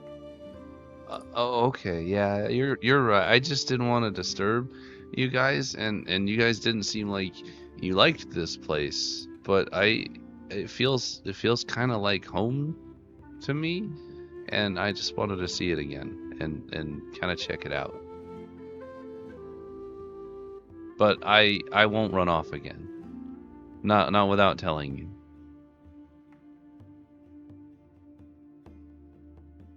Okay, thank you. Thank you. And also, I'd like to see what one of the petals looks like after you unfreeze it.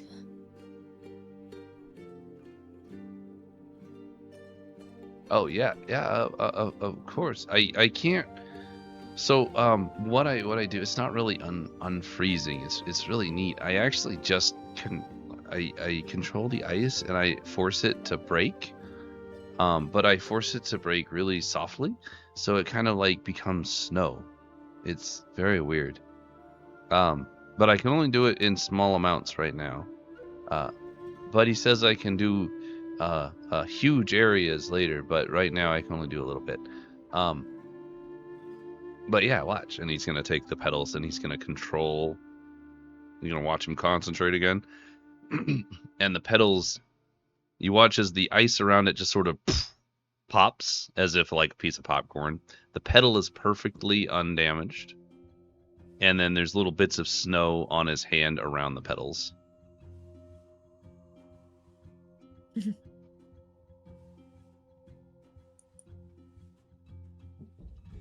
I like inspect the petal and see? Yeah, give me perception.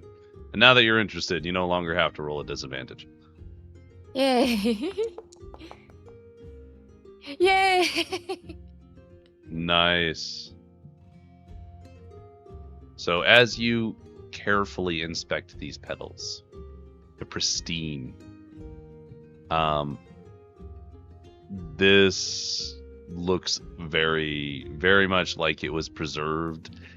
I mean, it was only ice for like a minute, so it's kind of hard to gauge that, but if it works like ice works, it seems likely this will do what you want.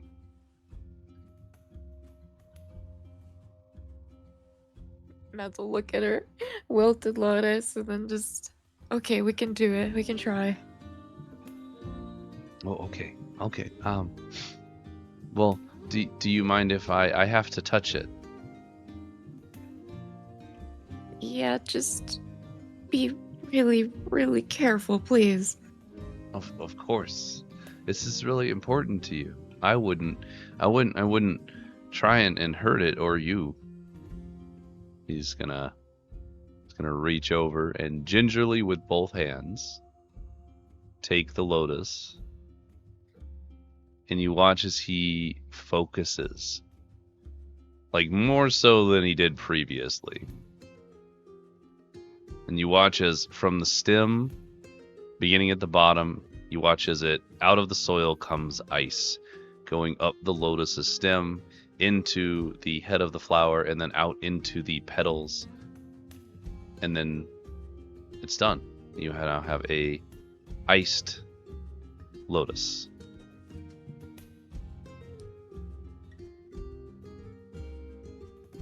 Yippee.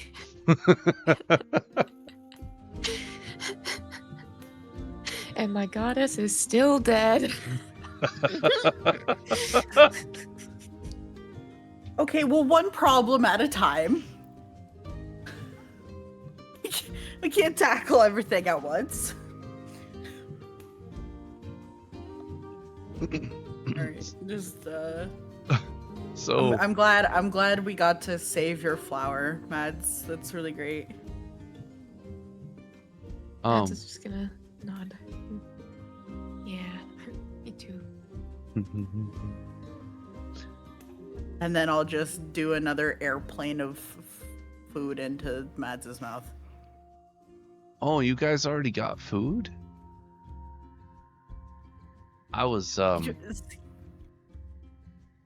well, I was gonna see if you guys wanted to eat here, because they make all kinds of stuff. They have this crazy, they call it a Benedict, and it's like an egg on some weird bread. It's delicious. Honey, I've tried that. It's not all that. Oh, I've never seen it before. I thought it was, but they have all kinds of stuff, and you could just I'm sure get anything. you see something similar every day. I don't think. Pyri's going to bite Larry's fucking leg and just be like, and just like give them a look like not what they mean. What do you mean not what they mean? You said Benny's dick!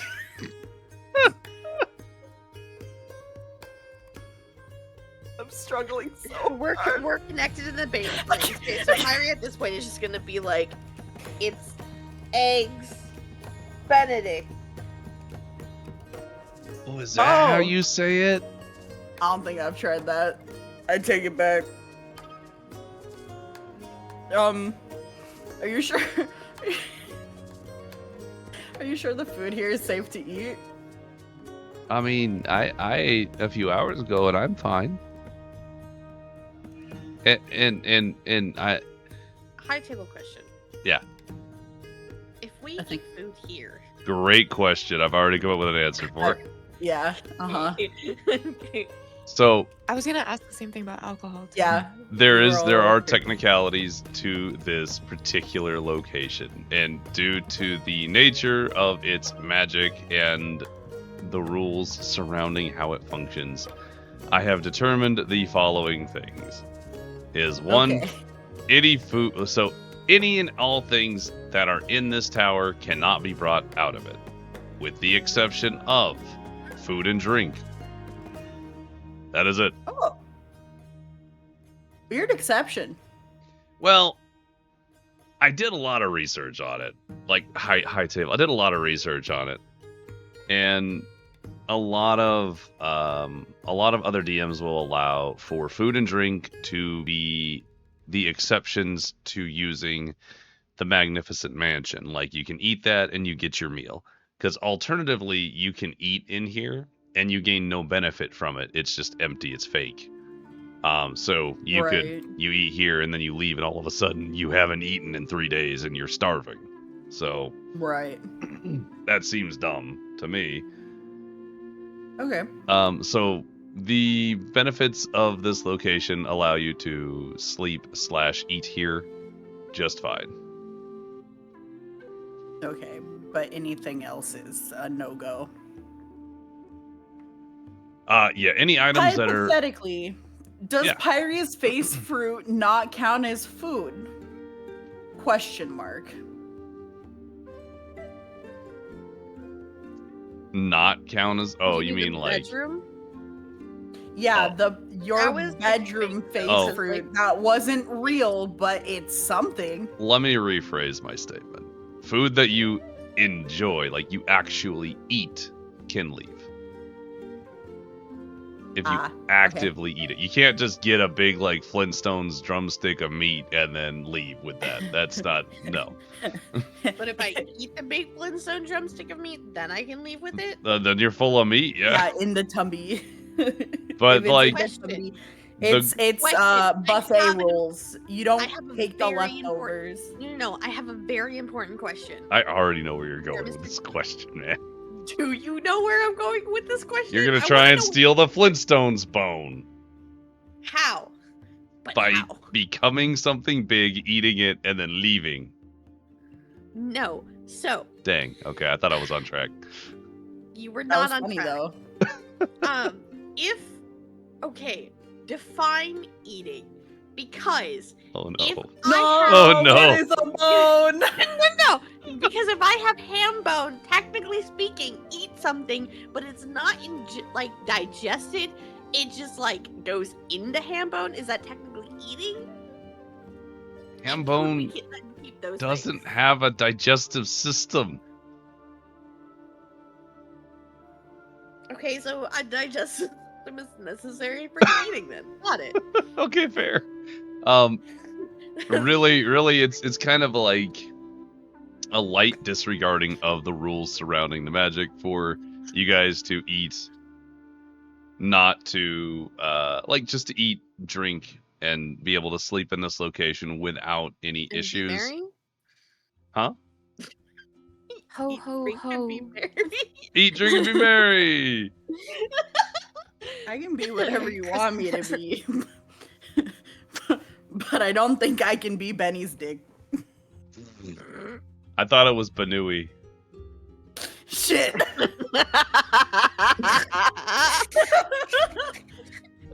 The joke just kept spiraling. Fantastic.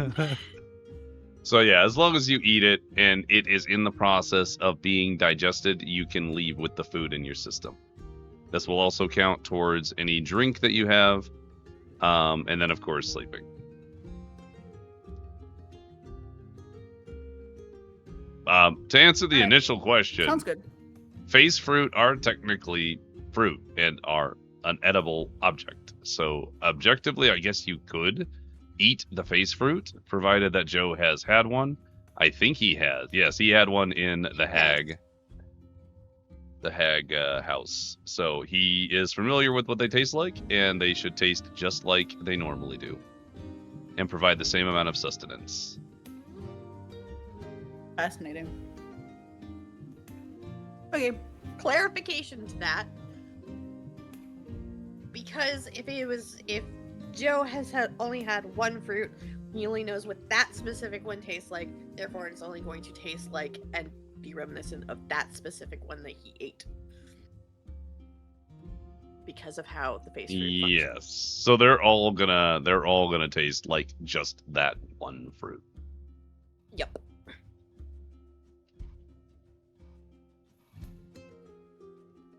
That's all. I just wanted to clarify. No, that's good. I appreciate your guys' clarification questions because these didn't come up last time, and I had them laid out. So I'm happy we're getting them all, figured out. Figured out. Figured out. Figured out. Figured out. Figured out. So going back into it, of course.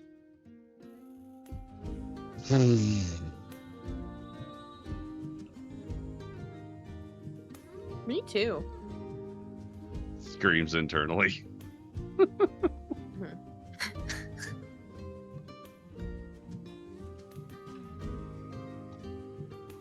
Joe, God damn it. Joe leans in. So, yeah, if you guys haven't really eaten already, we could have a bite and chat.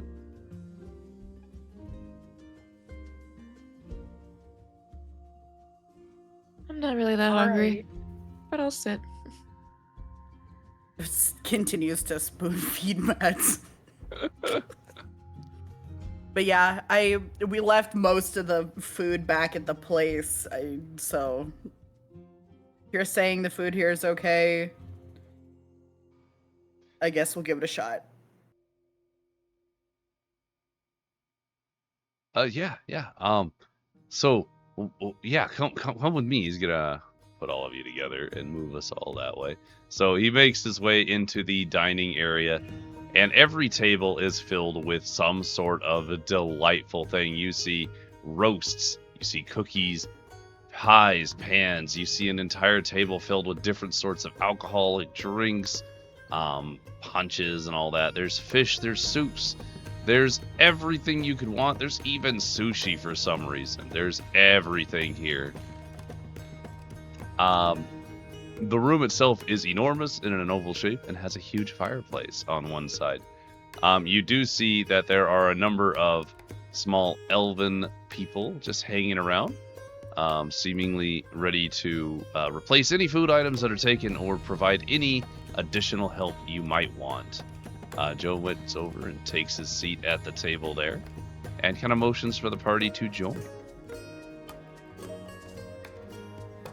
Cool. I'll Sit. set Mads down Pyri very join. gently.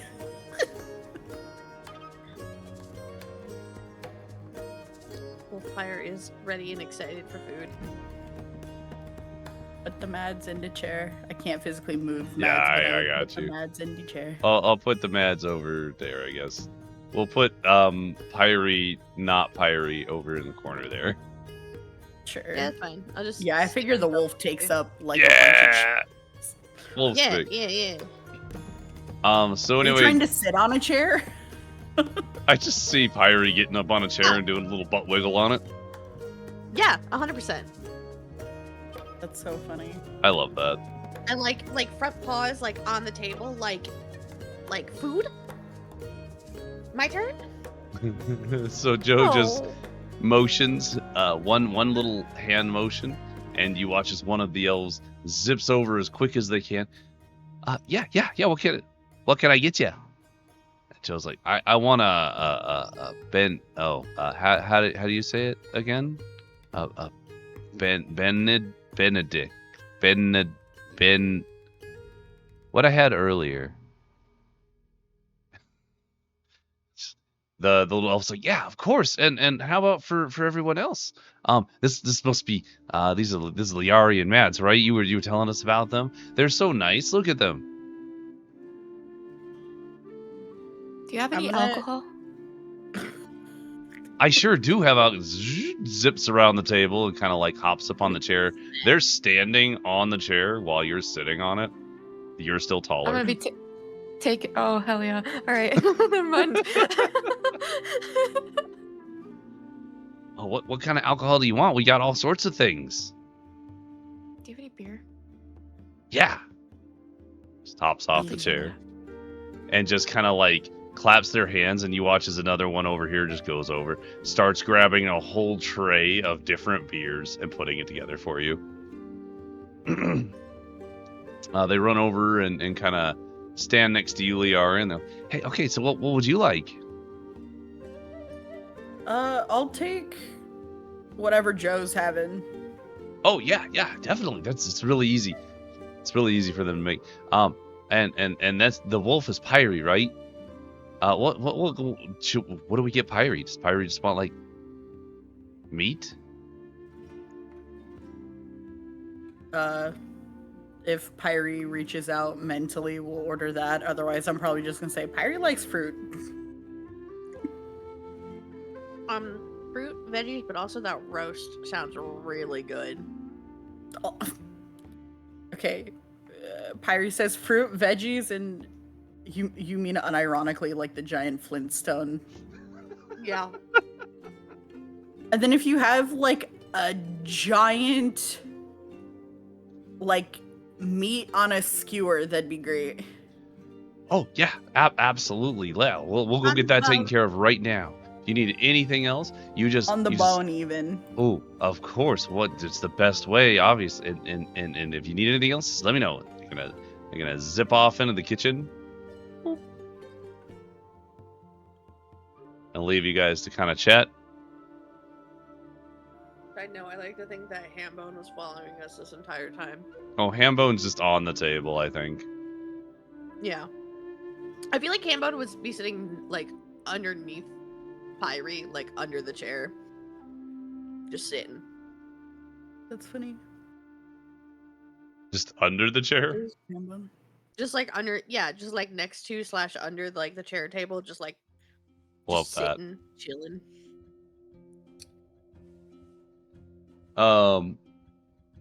As you guys are sitting there, eventually another elf kind of comes over with a large tray. There are a number of pitchers and glasses, as well as small tasters on it, and they lay it in front of Mads and kind of give you a description of all of them. And there's just a whole bunch. There's like light ones, there's orange beers, there's like a lemon shandy, there's a whole bunch of different options. And Mads is just gonna grab like the one that's closest and we'll start there. it's a Yeah, great. just great decision. pass them around. I think we're all in mourning. And they're gonna Like- go back to the table and wait. I'll push the tray. Wait, I'm assuming it's all like on a tray. Yeah, it's just Yeah. one enormous tray of booze. I'm gonna push it towards the party so they can have some too. I'll grab one and I'll just start like a cheers, and I'll be like, to the goddess who has been with us the whole time and hopefully not gone, but just in case. Clink. Pyri's gonna let out a little oh, yeah, a little oh. Joe will take one of the beers as well. Gives you the clink. Pyri, Are you clinking? How are you doing this? Are you No, just I'm awoo. you just gonna woo? Awoo. Okay. Do you want a beer? I'll put one in front of you for you to. I was curious if you're just gonna like Yeah, sure. straight snout We'll find in you the a- beer mug. Passes over Oh yeah. one of the No, like if you lighter put like beers. if you put like a big ass mug in front of her snoot, she's gonna face first into that bitch. Everybody enjoys a nice morning beer, as they do. I love day drinking. Yeah, as a treat. That's So, a treat. as you all are hanging out, eventually, large plates. Joe and Liari's come out, huge stack, biggest Benedict you've ever seen. It's got like spinach and the tomato and the perfectly cooked egg and beautiful little English muffins. It's a gorgeous plate. And then out comes a tray of raw vegetables, a tray of roasted vegetables, as well as a huge Flintstones steak, like double tomahawk style, comes out on a big pan just for Pyri. It's exceptionally big because giant wolf. And then of course Hell yeah. there's a tray of peeled and prepared fruit and melon. Let's go. We're gonna eat the veggies first. That's so Pyre core, but that's so wild for a dog. Yeah, no, we gotta get our veggies. Right. We gotta get our greens in. So I'll say Nom, nom, nom, nom. during this time, you guys like enjoy your food and whatnot. Is there any particular things that you'd like to do at this point?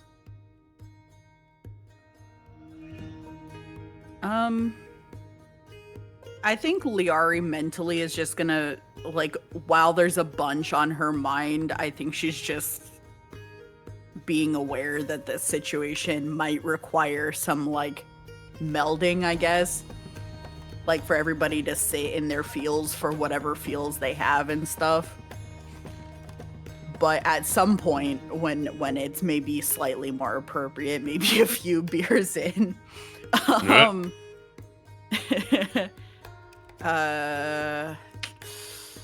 maybe she'll approach Joe first and just be like, so how did your talk go this morning if you came back to learn your magics? Joe will be second beer in, giant mug, partway through the second Benedict, kind of like looks up. Oh well, I came to. Well, I just really wanted to kind of see this place again and get a feel for it because we kind of went through it really fast and then we left abruptly and I wasn't sure.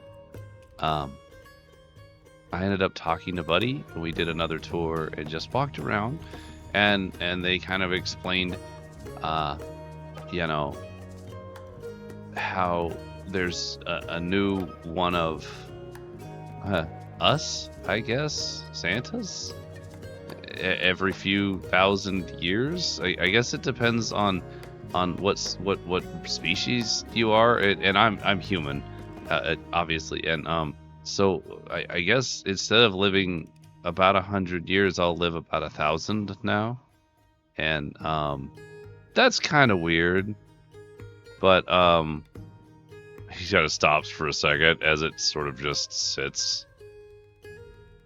But yeah, so he's also he teaches me all the basic control. I guess Buddy appears when the tower is first around for the first little while, and teaches all the basic stuff. And once that is done, it'll like Buddy would still be here. He'd just be a regular elf, just like the rest of them, and then they just do whatever I need or my friends need. They just do whatever I need. But I learned how to make things icy, and I think it'll really help me control my my outbursts, and oh, and I can make this place up here any time now. Once every, I think Buddy said 24 hours. I can make this appear. So like we could use this space anytime we need it. And he's just gonna nod to himself and take a big drink.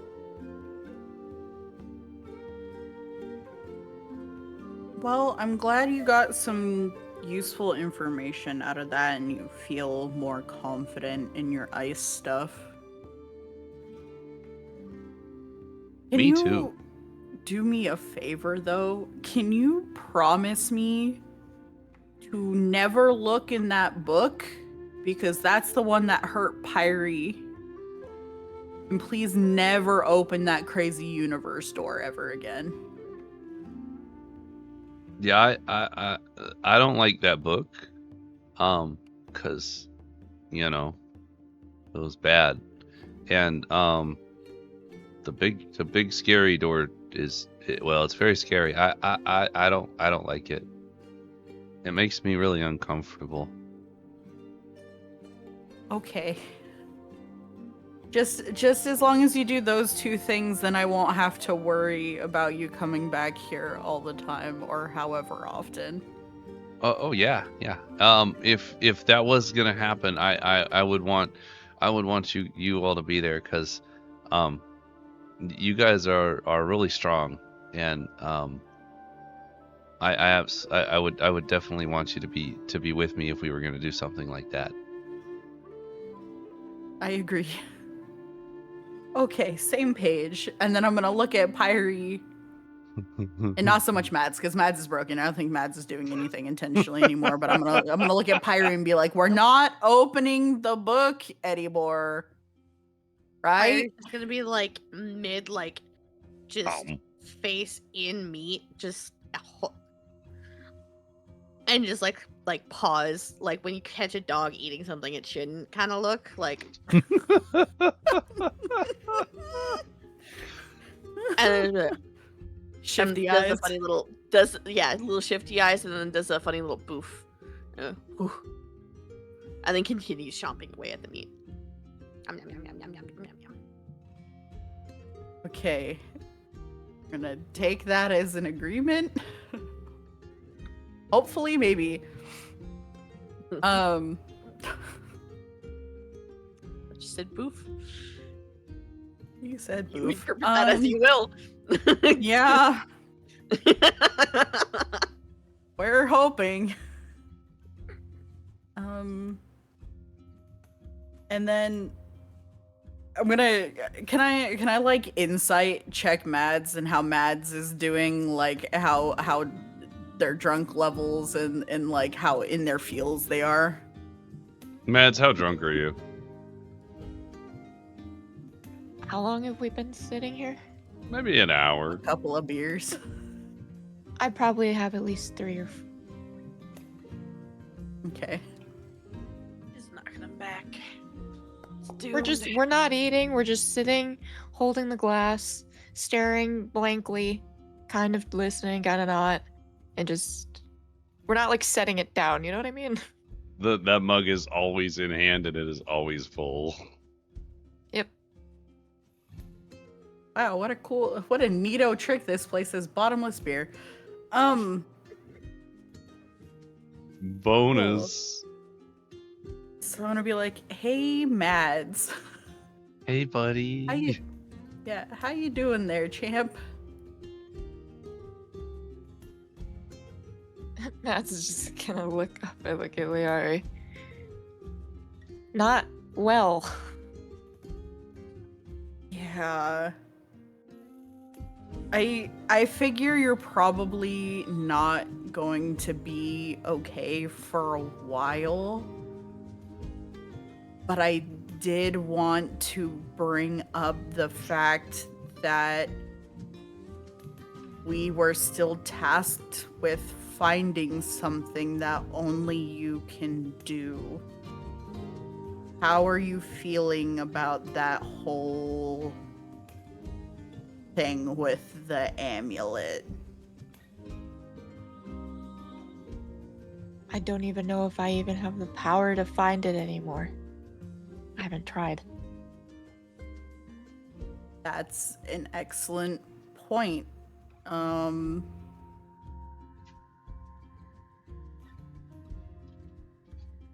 do you feel about trying? Or is it too soon? Mads is gonna just keep drinking their beer.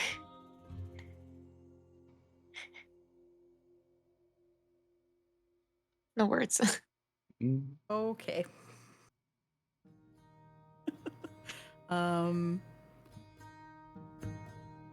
Yeah, that's fair. I just thought I would bring it up because that was something that unfortunately does have a timeline and may or may not make us an enemy. So but you need time, and that's okay. And then I'm just gonna pat them again. Pat. And I'm gonna go back to my breakfast. So, as everyone enjoys their breakfast of champions, however you want to take that, I think this is a great opportunity to go to sleep. Or not go to sleep, go to break. My brain's dumb. We'll go to break. I was gonna say, did we eat so much we passed the fuck out? Like, what Yeah. happened? We drank so Also- much we passed on the table. I put up a new meme, which I love. I tried to put up Smug Oh my Pyri Dog. Is that like specifically the moment when I was like, we're not gonna touch the book, and then that was the Yep. look like, That's the look. I tried to make it as Pyri What? as possible, but you know. Yeah. So anyway, that's don't go anywhere, chat. We're gonna be going for a 5-10 minute break just to go use the restroom and whatnot. So if you do get up, do grab yourself a snack, a drink, whatever you would like to do, and then we will be right back. Huzzah!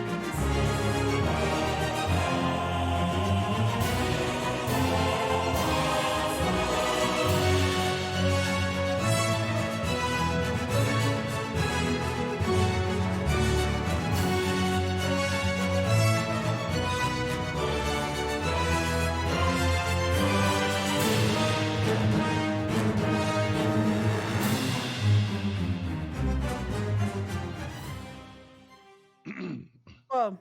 Whoa. Whoa. Anyway, welcome back, chat. We'll get rid of Smug Pyri. It's killing me.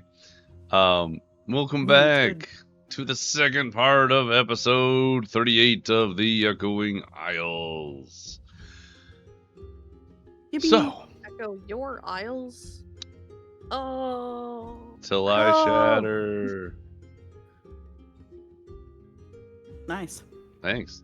So anyway, the party has found themselves this mid-morning, approaching early afternoon, in the what is a separate plane of existence ? Known as the North Pole.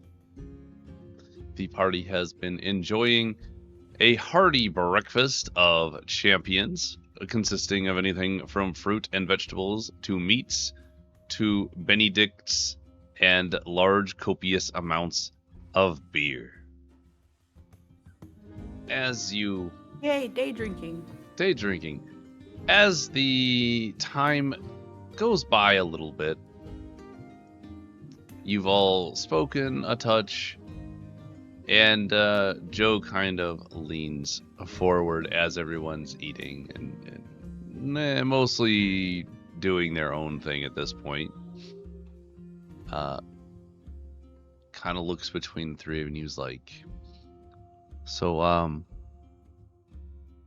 what are we,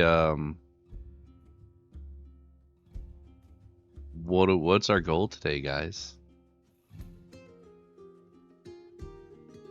I don't know, bud, because we're kind of out of commission a little bit right now. There's a lot going on, and there's a lot to do. I don't just know how gonna much of it Over we're my gonna do. beer. I'm grieving.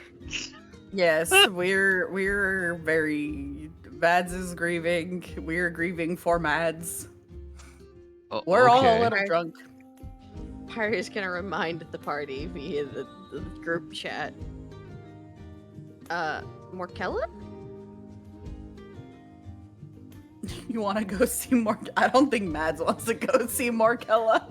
As much Please as don't make Morkella me loves see Mads, Morkella today of all days. if you and Joe want to go see Morkella, I can stay with Mads. What if, Joe's gonna be like, so what if we just take a day off? We haven't done that since we started traveling together, I feel like. That's probably true, yeah. It's kind of hard to take a day off when there's a war, but yeah, a day off might be good. Might be needed. Gonna call over, hey, Mittens. And Mittens is gonna scoot What over. the hell? Oh my god, it's an elf. Mittens, is there like a really strong drink? Is that something that you have? Oh yeah, that's something we totally Can I have that sniff stuff.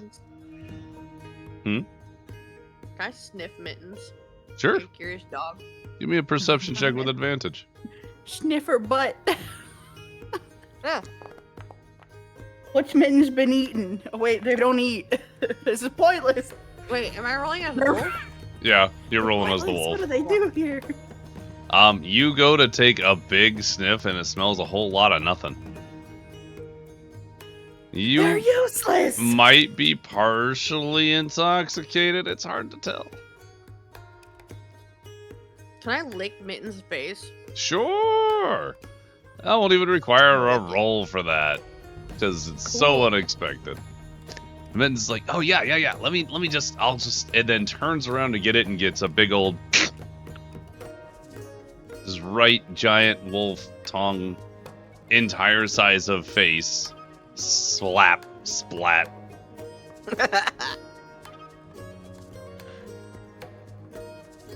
Mittens just sort of stands there confusedly.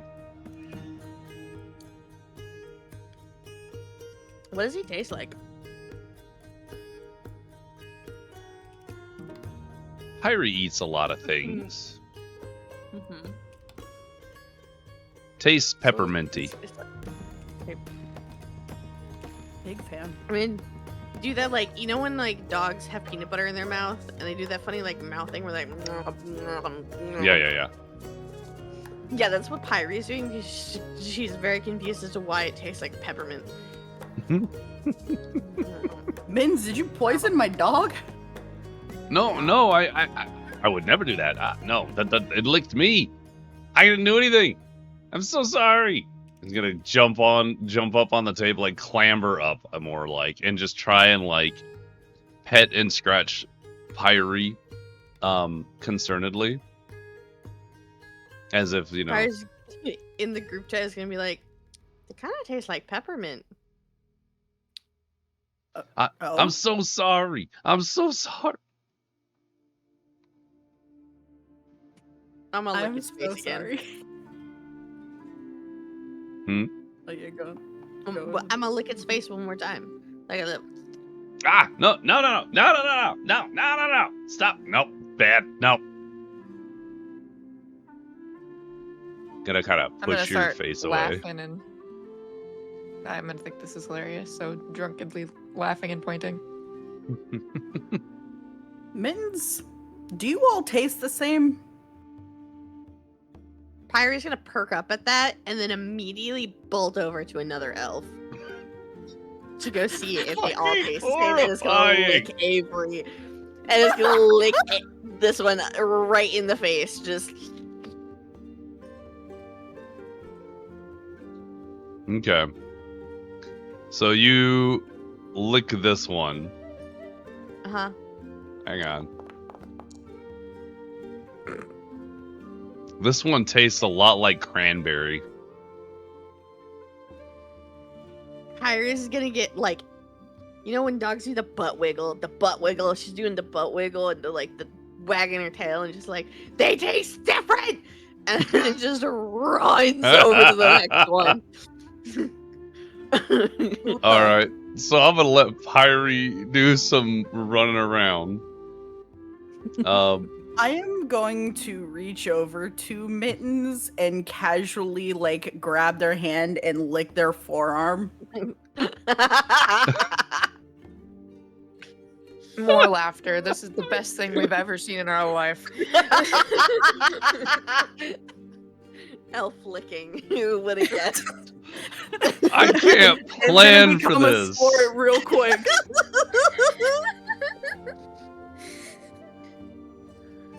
Mr. DM, does it taste like a peppermint to me? Yeah, mittens taste like peppermint. What does wish taste like? Fascinating.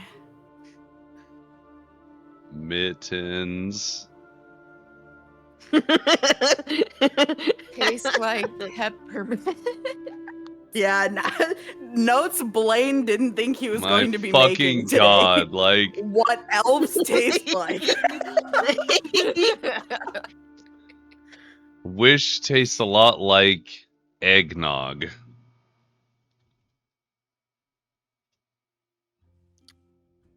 I don't like eggnog, so that's funny. Yeah, I would Crazy, the personally pass next on one that will too. taste like something else. Harry's gonna be very confused at that one, at the eggnog flavor, and just confused dog runs to find next elf.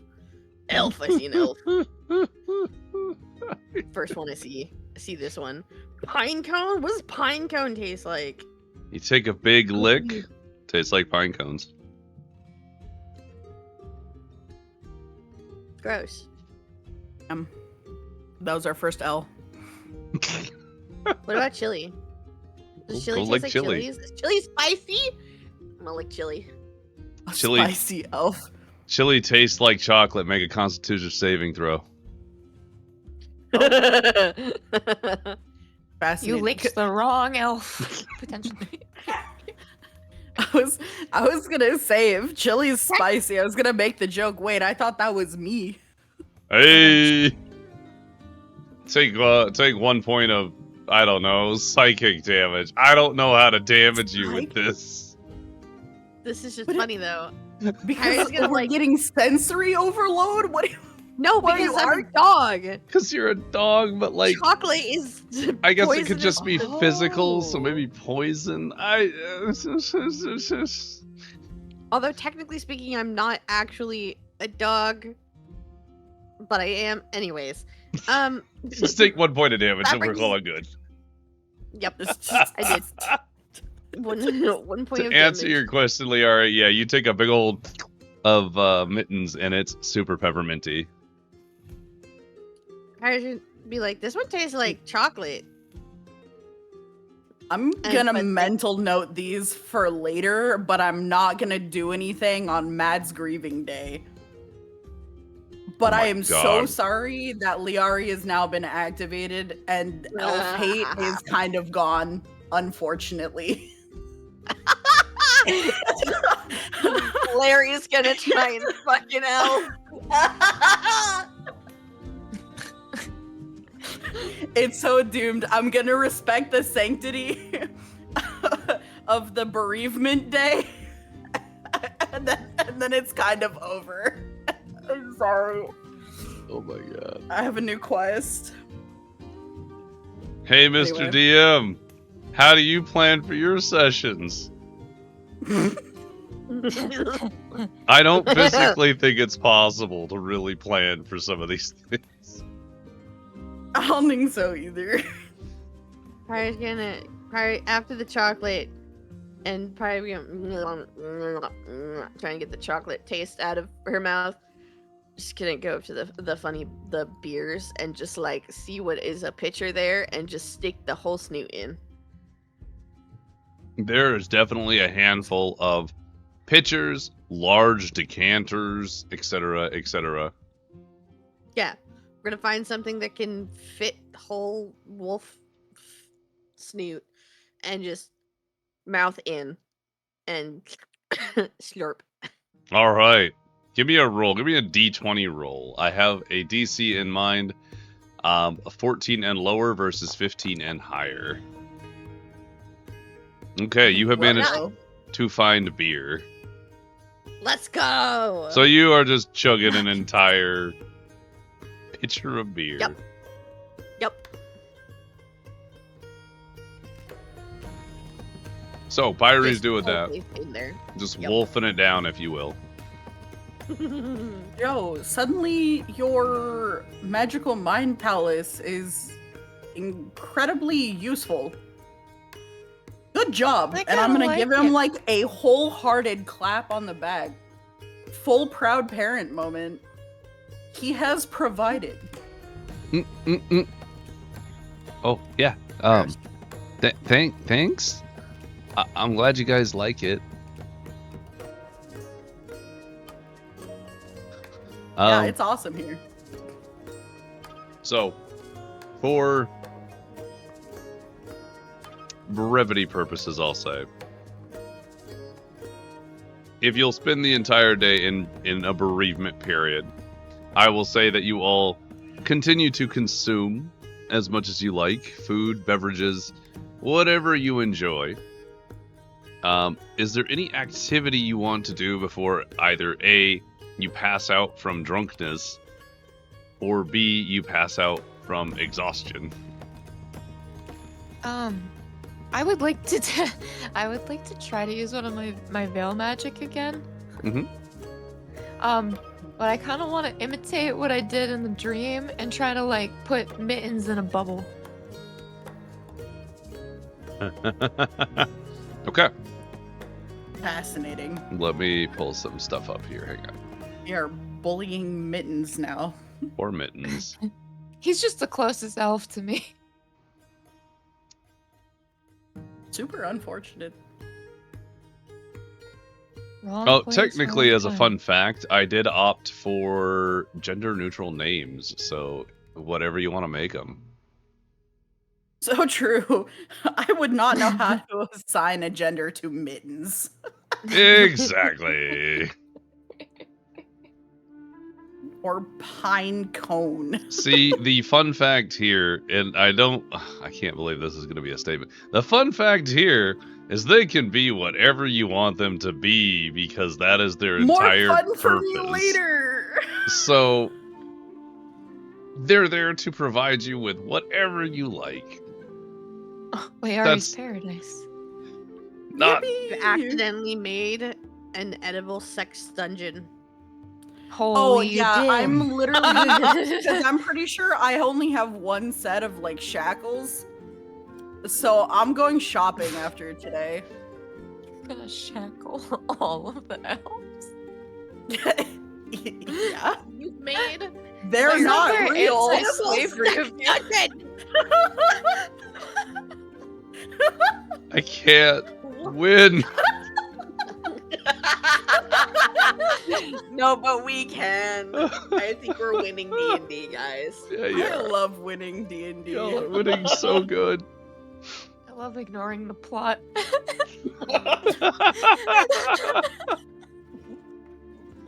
Okay. Mads, go ahead and expend a use of a veil magic for me, please. Roll me a D100 as well. Since this is not a officially learned skill as of yet. Mads.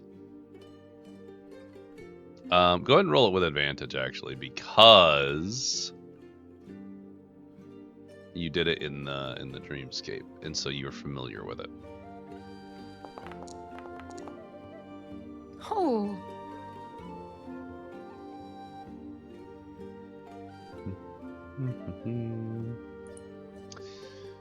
Mads, as you expend your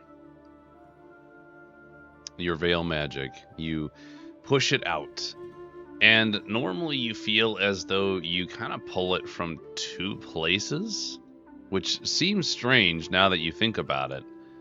But you feel as though one of the two avenues where you would normally pull that veil magic from is non-existent.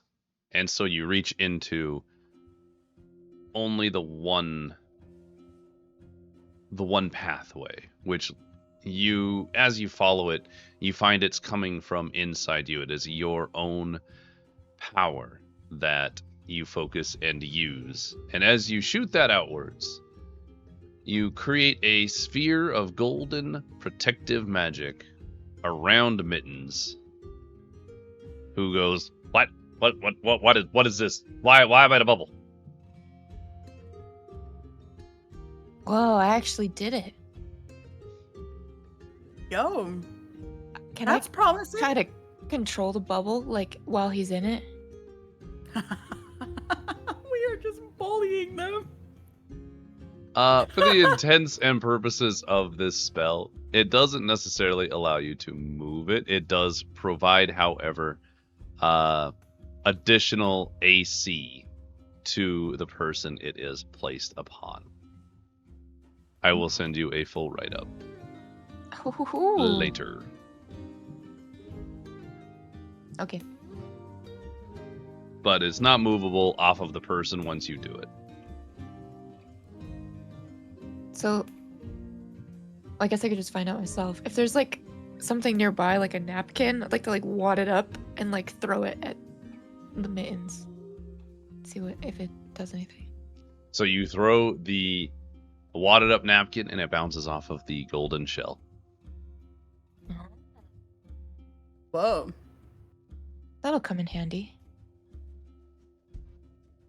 Yeah, that's a fancy bubble. Mittens kind of walks around and the bubble stays on them as they go back to their station near the booze. See Pyri over there and kind of step back towards the table instead.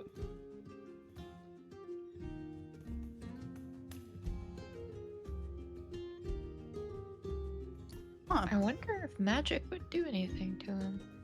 I'm gonna look at Pyri. Huh? Oh, you're a wolf. Never mind. I mean, I can hear you in brain space if you're talking. You're there. If I wonder if magic would do anything to the elf, and then I would look at Pyri. Pyri's just gonna like look up with the whatever thing she stuck her snoot in, just on her nose, licking the bottom of it. Just a pitcher full up and you got the tongue going on. It's like Yeah, just licking like the remnants of whatever foamy goodness is at the bottom. I mean, does my psychic blade count as magic? I don't really know what it is. It's not like it takes a spell slot, but neither does the like green flame blade that is in the spell section. So I don't know. That's a really interesting question. I don't know that it's magic. Is psychic nonsense magic? Great question. I don't think it's magic because it doesn't have any of the magic requirements. Because if it was magic, you'd have slots, you'd have limitations in some point. Like you do, but it has its own. It has its own way of managing that, so it's interesting to me. Well, bare minimum, the bow's magic, right? So I can just shoot an elemental thing at the. God damn! Alright, give it a shot. Let me think about what element I want, because fire seems excessive. Do I remember? It's fire, ice. Oh wait, actually, because it's in the inventory, I can actually genuinely just look. Fire, lightning, acid, and cold.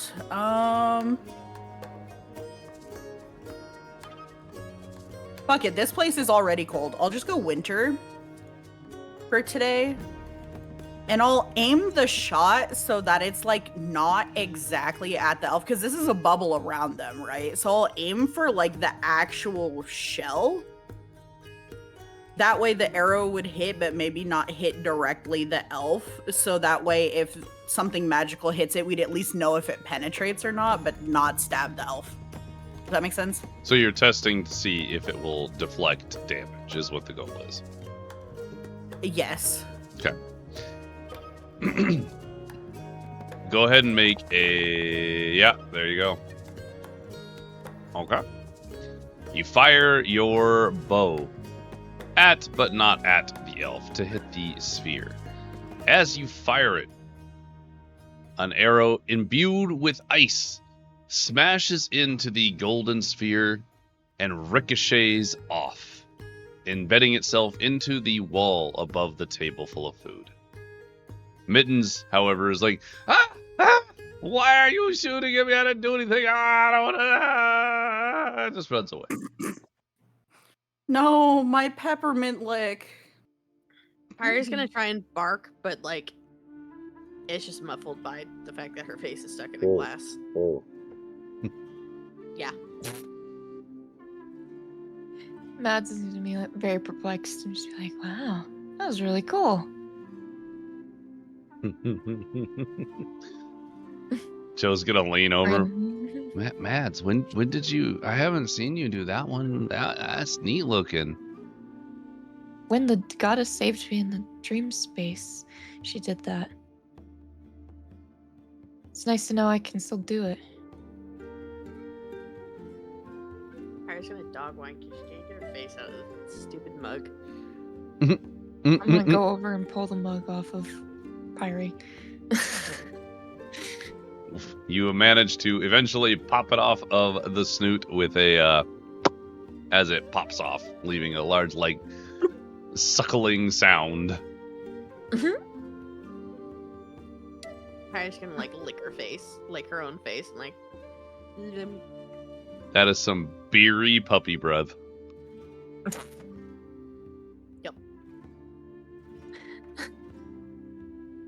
We're going for another. More beer. I'm gonna look at That's Joe all I because wanted to do. Joe can make rooms at will, right? So I'm gonna be like, hey Joe, do you remember all those like spare rooms that are in that one area? Can you make like a bowling alley? Oh, I can. I can only make it. Apparently I have to envision this place, and what I want in it, and when I make it, the next time it'll have whatever I have envisioned. So, I talked with Buddy a lot, and I will remember all the basic stuff that is in here, because I guess that's kind of like the default for Santa's, but I can put anything we want in any of those rooms, just as long as I know ahead of time. So like, if we made this tomorrow, I could put in a bowling alley if I knew what that was. Just think about a walkway that's kind of slippery with like 10 sticks at the other end that stand up on their own. They're kind of thick. They're kind of like logs that you would use for a fire, but not really. It's skinnier than that. And then think of like a heavy ball that's like a rock with like holes in it for your fingies. And you throw it down the walkway to knock over the funny logs. I'll draw you a picture. Oh, okay. Yeah, that's... Where do you come up with this stuff? It's a fun game, man. I've done some funny traveling. And I've invested in a game or two in my time. Oh my god. Throwback. And I love when people just come up with the craziest things to entertain themselves. It adds variety. Yeah, I mean, it really does. Yeah, people do some crazy stuff, and they really get really off track, and sometimes it's a lot of fun. That's what I'm saying. Kind of a shame we can't do it now, though, but then I'm gonna, like, because I see there's a table runner on here, so I'm gonna grab something out of my bag and just start drawing on the table runner, like my best recounting of what bowling is that would make sense for this time period. Sure. Because I'm not gonna sit here and be like, all this machinery. Like, no, we're gonna manually reset the pins. Like, let's be honest. But Yeah, I got you. All right, so you've drawn yourself a thing for Joe. Joe has wandered to the alcohol table and come back. Sitting at the center of the table, he puts down a handful of glasses and starts pouring what looks to be a very clear liquid into each one. So clear that you cannot see, or you can perfectly see through it. And then he pushes one towards each of you. And one towards himself. We getting crunk on Everclear. It's over. It was a good campaign, y'all. No questions asked. We're having it. Joe will right. just hold up Cheers. he's gonna hold up his little glass and be like, to us and doing good. Here, here. Fire's gonna sniff it first. Perception. Is anybody just gonna shoot it? Oh, yeah. And by shoot it, I also my mean this is a good, like, 6 ounces of liquid. I am the throat goat. Fair. So true. You are. What am I rolling? Perception.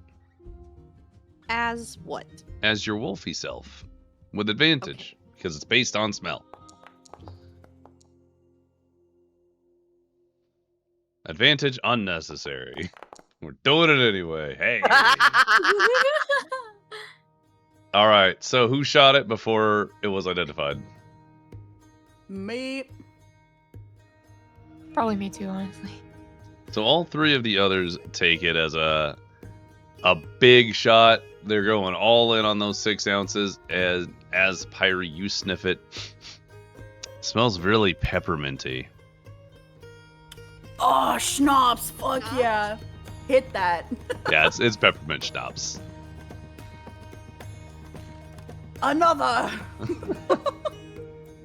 You guys get out the ginormous handle of Rumpelmans, and as the night goes on, y'all start So funny. going through that. It is, you've made it through a whole I bottle. will say, Okay. after the first one, I'm gonna look around for that peppermint elf that fucked off to see if I can see where it went. Momentarily.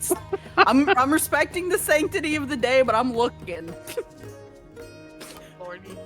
Give me a perception check, would you? Where'd he go? You're drunk. I'm a little drunk.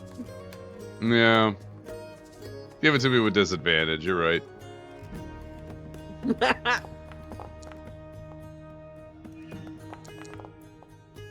I'm a little drunk.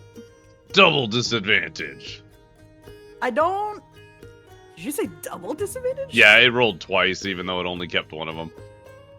Oh. That's so funny. You do not see where Mittens went. They're around, probably. I'm not seeing double yet, and that's the best that we can do. So, you spend the night in revelry, camaraderie, all with one another, enjoying beverages, unending food, and just overall having a great Very time. important to do. What? I have something very, very important to do. What are you doing? So Hambone has been sitting underneath my chair this entire time with Biddy inside of it. Yep. And at this point, the spell probably would have dissipated. So I'm gonna like go sniff around. Actually, and, like, yes. see how Biddy's doing, because I like to think that he was just kind of like chilling in his nest, and it just kind of like did a little flop, and he's probably just sitting in there eating something. And I'm gonna bring him the bones from my dinner. And 'Kay. like give him a little like give it to him and like lick What some an Biddy. upgrade. Little tiefling tail bones versus a fucking behemoth like T-Rex. Yeah, as a treat. As So, a treat for Biddy. Under the chair where Hambone was resting, Hambone has in fact fallen apart. As you usually re-up it while you're at Morkella's, but as you did not go there today, it was not officially re-upped. So the pieces of Hambone are just hanging out down there, and as you kind of go to check on Biddy, you see one particularly active Hambone bone wiggling around, trying to be stealthy and failing miserably. I'm gonna and- lick it. As you That's lick it, it kind of changes back into its little globule form. It tastes kind of... What's the right... You know how canned chicken has a flavor but doesn't have I a know it. flavor? I know exactly what you're Gross. talking about. Yes. Yeah, it's like that. So you lick it, it changes back into its goopy self and kind of like wiggles a little bit, and then you give it the bone that is about 12 times its current size. Yep. And you watch As as a it treat. opens its little mimic mouth and tries to bite the whole thing. It can't even like get around it. It's just like around a fourth of the bone, just gnawing viciously like a leech. That's about right. So Biddy's well Can I taken roll- care of. Can I see if he's happy about it? Like he's happy about the bone? Yeah, animal handling, Pyri stats.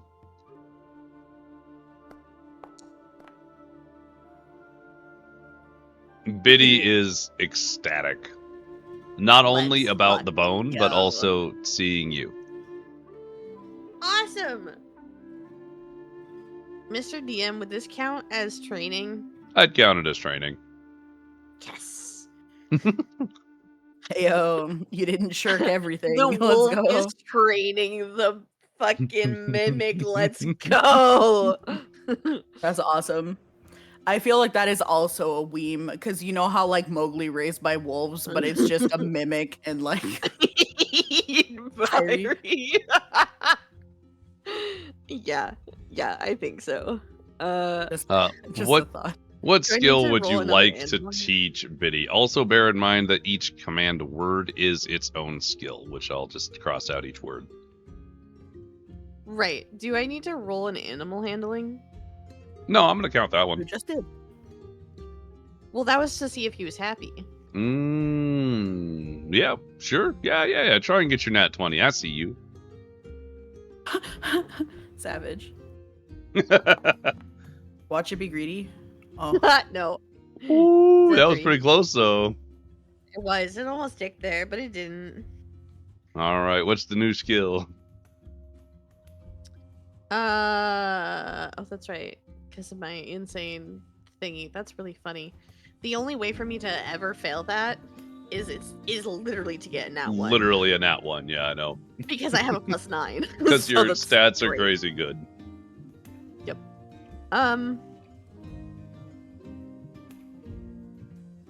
Pocket storage.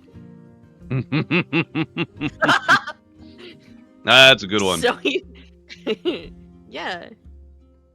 So yeah.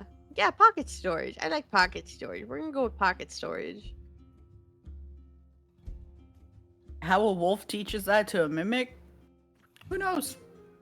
It's D&D. You can lick an elf and taste peppermint. You can teach a mimic as a wolf. You can do anything. And you too can do random I like it. nonsense I like to think that Pyri as the wolf just by like getting on the wait list. shoves some food in like her cheeks. Like a chipmunk, but like very poorly, and tries to get Biddy to like mimic what she's doing. Oh my god, I feel like that would work. Will you explain what pocket storage does for everybody? Pocket storage creates a small extra dimensional cavity holding a single item around the size of a D20 at most. Question, Mr. DM. Mm-hmm. Would pocket storage size potentially increase Yes. if Biddy grows larger? Correct. Yippee! Once Biddy hits juvenile, everything goes up a little bit. Well, Actually, What? There's a whole stat block thing, training thing for Biddy. wait, 1, 2. if you prefer the word cavity, I can adjust my vernacular because I inspect many a cavity regularly. You're welcome. Okay. No, I'm just kidding. I'm just kidding. I'm not allowed here anymore.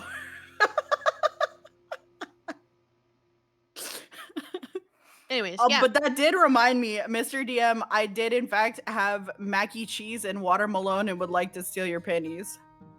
Oh, bet. Let's go. Alright, well, we tried. Anyway. Back to our regularly scheduled training Biddy. Trading Biddy. All right. So using your wolf face as an example, Biddy finally catches on and understands how to store something inside of its body without immediately devouring it. You can now store Let's a go. tiny item in there. Hee hee ha ha. Nice. All right. Any Pyri final things from the has- other two before we move through the evening?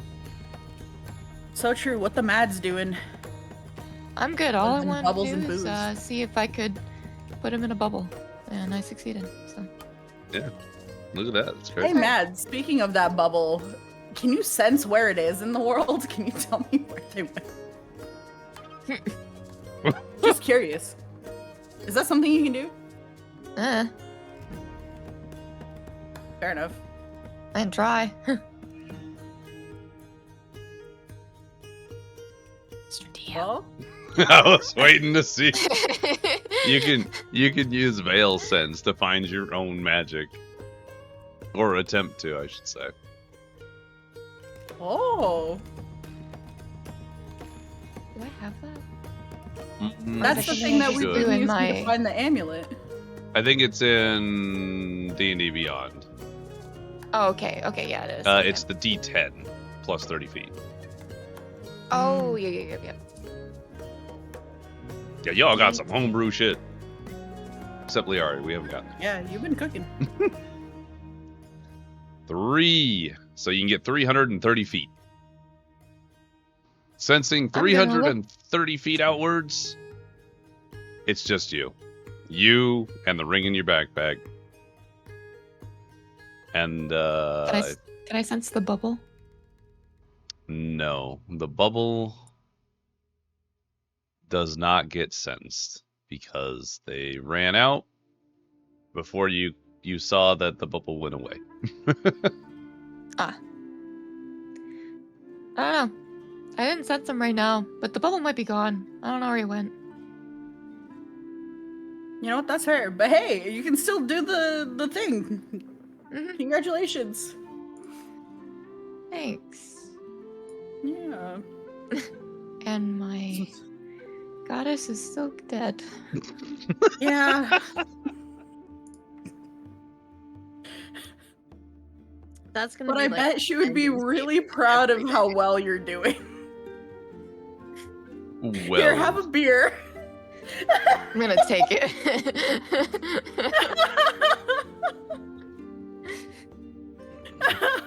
Shit. Anyway. so anyway. Any other additional things? No, because I just wanted the bowling alley. I thought it would have been funny. All right. So everybody roll me a Constitution saving throw, please. Nope. As Pyri or as the wolf? As the wolf, because you are in a wolf body.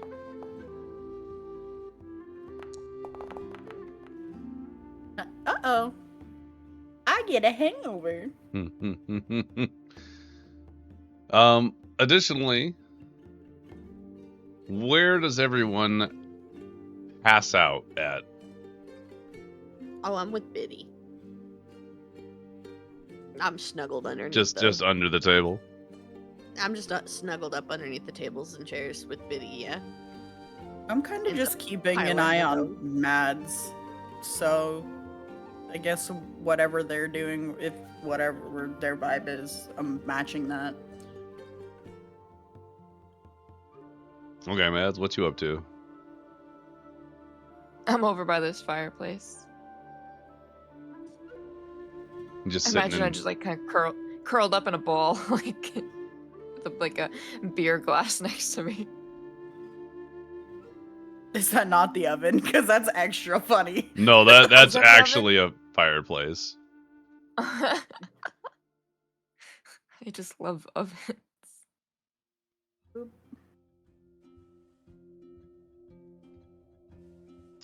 So, Mads, you sit and kind of stare into the fire as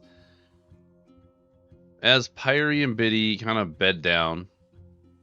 You sit in front of the fire, just sort of blankly staring into it, and you feel, rather than see, Liari come next to you and sit down side by side, and you sort of both stare into the fire for a little while.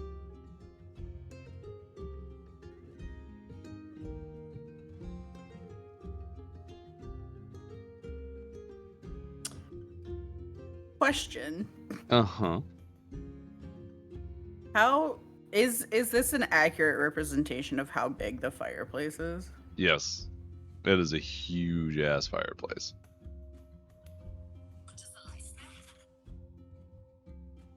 I know this is not technically the use of it, but for flavor, I'm gonna float it anyway and see if it's allowed. Sure. But I was wondering if I could do like one of my psychic blades into the fireplace with the green flame blade so I can make green fire kind of like dance inside the Hell thing. yeah, that's cool as shit. Okay, sick nasty. Boop.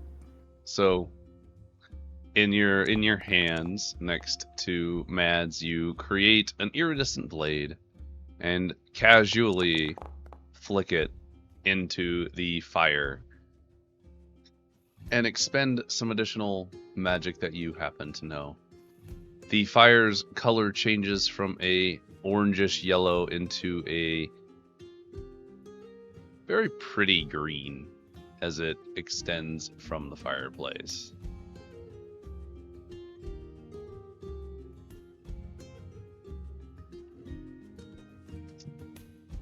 You two sit in a comfortable silence.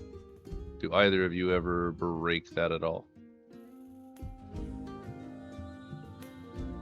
Nah, because I keep shoving my foot in my mouth.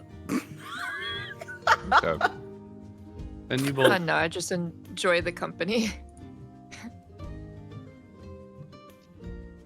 sit very quietly in front of the fire. Will both of you please roll me a Constitution saving throw? It's more to see who gets a higher number. Amazing.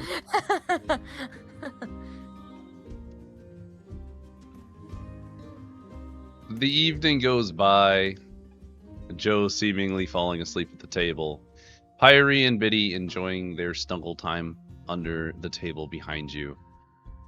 Liari and Mads, you sit side by side staring into the fire, until eventually, Mads, you kind of drift off. And Liari, you also drift off, but just for a couple moments before you look down and realize that Mads has fallen asleep laying on you, on your shoulder, before you lean over and also drift off. Wait, it was cute. Cute. That's adorable. Wait, I'm crying.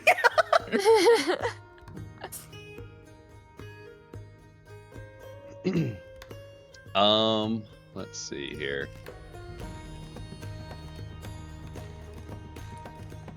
Eventually.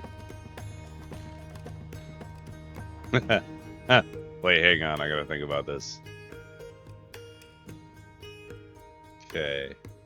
Okay. Eventually, the,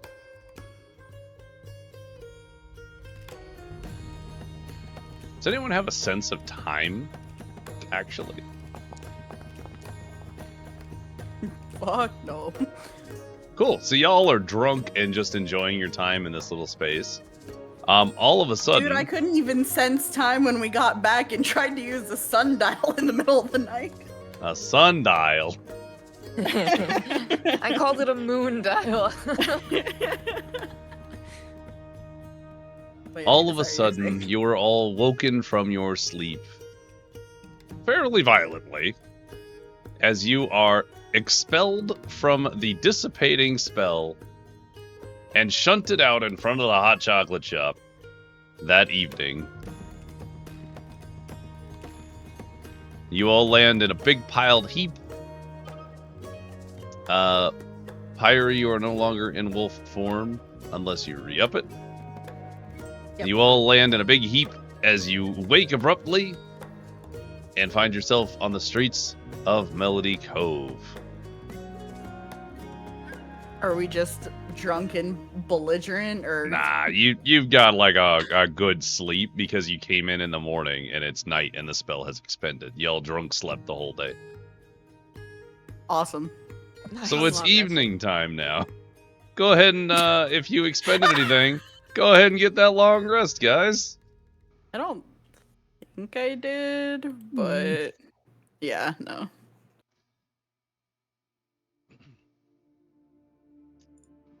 The only thing I would have was if I had failed on the psychic whispers, but I got 6 hours off that first one, and then I was too drunk to even think about it. Pyri was barely talking to us as it was, so Yeah, they got their face crammed into a glass. all we were getting was dog. So I want to check on Biddy. How's Biddy doing? Biddy was shunted out just like you, but thankfully you have a good hold on them. They're in your hand and they look very happy. They're just squirming Let's around like go. their little goopy self. Is he still gnawing on that bone, or did he eat it? The big bone? Yeah. Big bone's gone. However, Biddy does have the tiny tiefling bone they were initially working on when you got in there. Okay. Deal with that for now. I'll give him more later. we just fall on the floor. What the? Yeah, Joe, literally. what the hell? What happened? As you all blast out of the door onto the floor, a number of individuals nearby do kind of see that you appear out of nowhere in a big heap and kind of give you weird looks.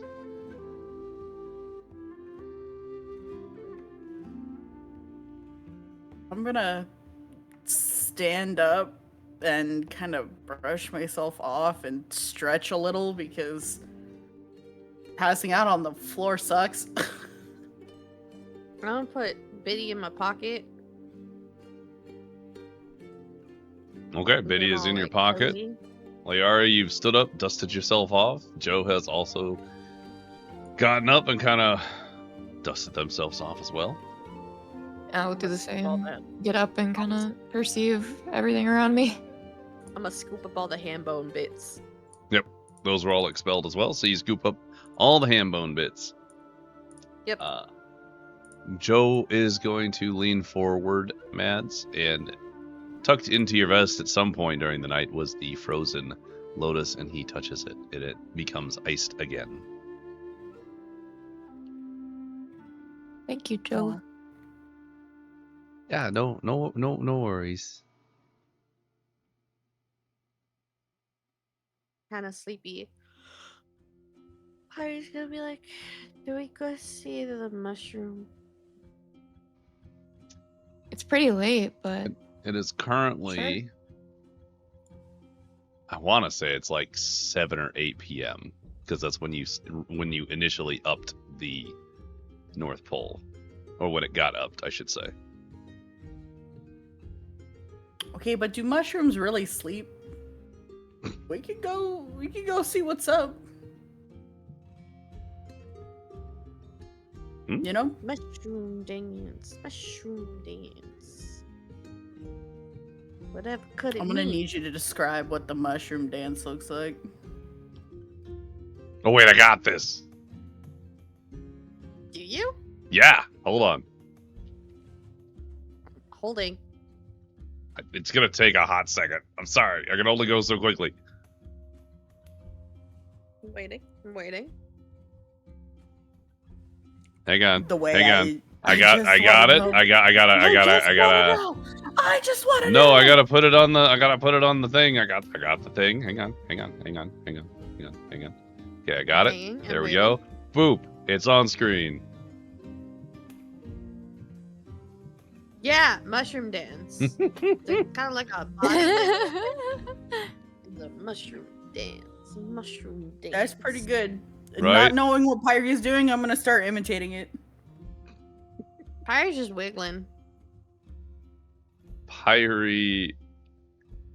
Give me a performance as a base, and Liara, you have to meet or beat it to match. Okay. Performances. Well. Well, Well,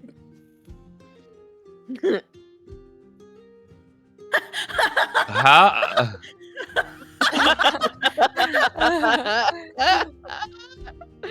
Oh, that's so funny. I ended up doing the worm on the ground. I missed the instruction where it was meant to be vertical, not horizontal. Pyri does a lot of like head motions and swaying and stuff, and just is really into some beat in their own head. And every time you go to like mimic them, they change it a little bit, and so you try and follow, but then they change back to what they did before, and you're just barely out of sync at all times. But you mushroom dance your way all the way to the Mushroom Lady at the far end of the city. Which I think I'm gonna put Let's go. some lights on here because Make it dark. it's, yeah, so I can actually make it dark. As if it's nighttime or some shit. I don't know. Oh, additionally, to inflict more emotional damage. There you go. Why? What did you do? I changed the Weem. Oh, that's oh my god. that's so foul.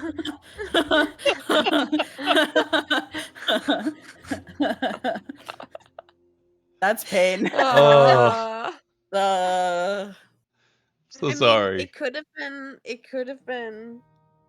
Actually, no.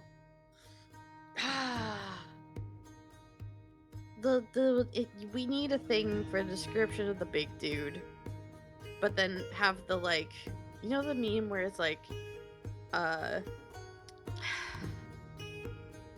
it's from the Flash, and it's like Barry Allen, and it's like Oliver Queen's fucking grave, and they're like, Yeah, and then like thumbs up. Please tell me you know what I'm talking about.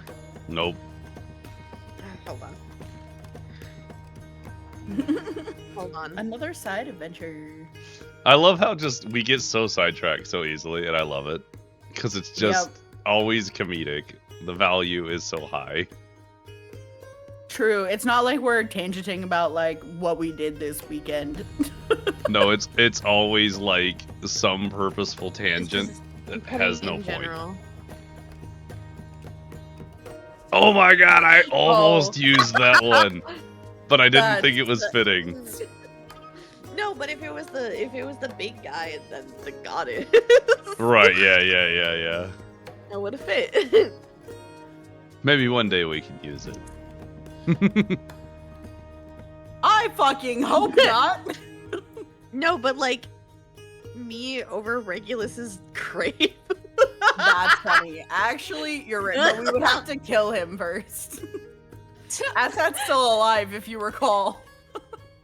Technically, Mhm. yes. He sure is. So anyway, you guys make your way over to Morkella's at 8 o'clock at night. Yep. So And as we're you gonna stay up there, approach, and we're gonna mushroom dance to summon the mushroom lady. yeah, I should put the mushroom dance back up. Hang on. Mushroom dance. Mushroom So, dance. You guys head up to Twilight Arcana. Do you just walk in? Do you knock on the door? What are you doing? Yeah, knock in. Yeah, ding I- dong. Not knock in. Knock. You knock on the door, which is in fact locked. And after a moment, you hear the clicking and clanking of the door being unlocked from the inside. It opens up, and you see the silhouetted form of your favorite mushroom vor lady, Morkella. Fan She... streamer, he said it. it's in my head now. Yeah. Lord. All of our lexicons are changing. It's For the better, question mark? better is a strong descriptor that you have chosen to use. I'm Anyway. committed. Morkella sees all of you, kind of like leans around and looks around you guys. Looks back at all of you. Good evening.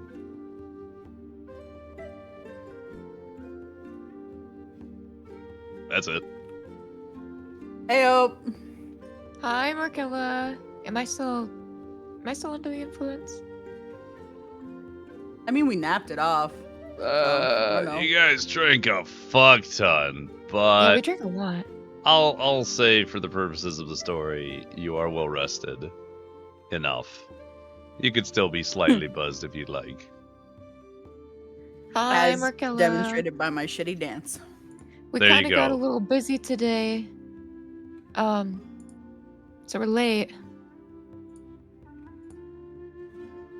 Morkella's Did you just still want gonna to do our session? Morkella's gonna look up at the big bright. I don't think I've ever really talked too much about the moons here, but there are 8 moons, and the current The moon is it actually has a purpose. So hang on. The moon has a purpose? Yeah. I think Here you it vaguely is. mentioned it once when you were describing Joe's birthday, because you said the 7th moon, but we just took that to mean July. Yeah, that's right. Right now, the moon is a bright white moon. It is the priest's moon. Although you can see that the priest's moon is starting to fade more so than it did previously, and you are starting to see a pink moon peeking out.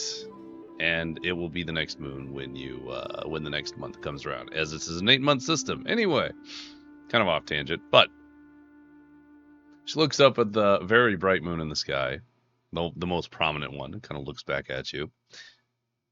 You are incredibly late. Fire's still gonna Yeah. We were throwing a bit of a funeral, and then you know how day drinking goes. the day passes. It's crazy. You watch as Morkella goes, takes a sniff. You smell very strongly of alcohol and peppermint. Yeah, we kind of figured out some stuff about Joe and ended up in a Elves? place that smell like peppermints and provide booze. And elves taste different, and some of them taste like peppermint. Yeah, that's a thing. Mads and Pyri, please give me a persuasion roll.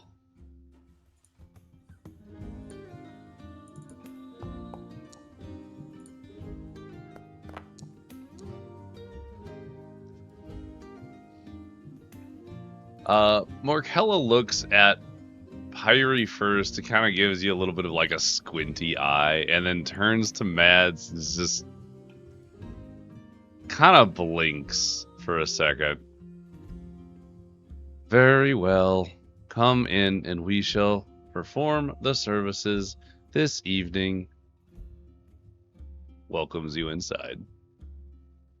Are you just gonna just go up to a cushy little spot and put the ham bones down? And whatever else scooped up, his little armor and everything. Yeah. So you put ham bone down. You all are inside the shop now. She just is gonna kind of look between all of you, kind of fold her arms over her midsection, tilt her head. What is this about drinks and elves and peppermint? And, you know. I was gonna How- like slow look at Joe and Mads. Yeah. Huh? How to explain? Joe will step up. So I can make a place, and there's a bunch of elves and a big tree. Yeah, it's a really big place, and there's these little elves, and there's one that's named Buddy, and another one that's named Sage, and Pinecone, Mittens, and Wish, Penelope. And he's just gonna start going off on names like he's derailed himself. So unless somebody You'll stops never him, guess what they taste like. Yeah, so Joe has been embedded by something that might be Santa, might be the curse of Santa. We tried to figure it out. We were gonna ask if Morkella knows how to unbed. We couldn't find any useful information when we looked for it, when we looked through the Santa study that was available, but Pyri found this really scary book, and we looked in it, and It spoke, and then just 4 horsemen and anchor for the hunt, conqueror of worlds and crumbling shaky. I don't know what it means. and Joe now has more use over his powers. Oh, and I learned a thing. We haven't been back here since that. I learned a thing. We almost died learning the thing, but I learned stuff. Touched a door. so much information. I also may have lost my connection to the goddess and have no idea what to do.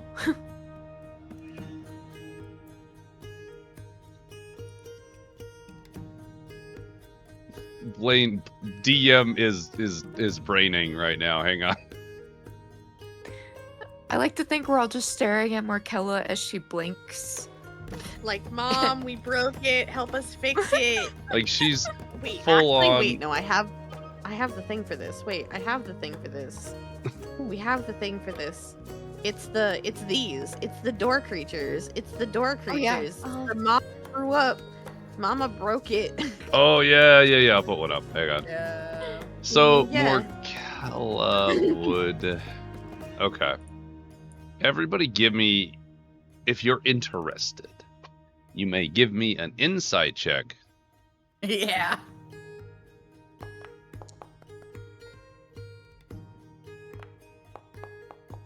There's the door art, by the way. Little Mordred. I love that. I love little Mordred in the door. door.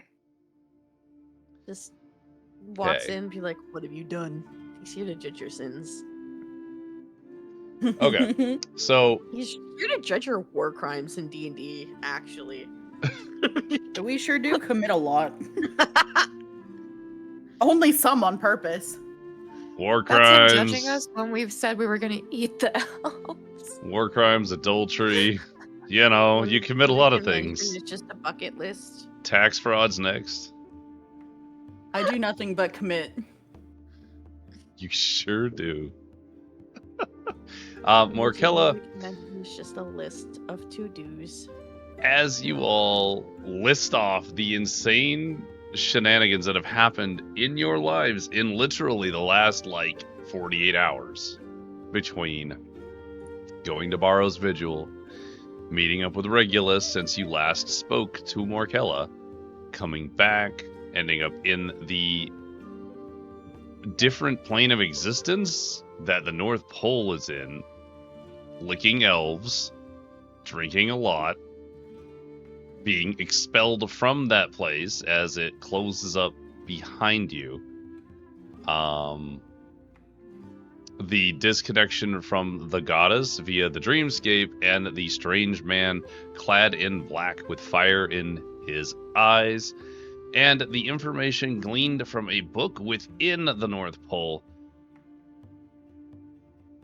Morkella does seem to recognize a number of things that you say, specifically things regarding the Four Horsemen, or this black-clad individual with fire in their eyes and a cloak of screams that cannot be heard. So with all of your insights, you would recognize that she has some sort of reaction to those statements.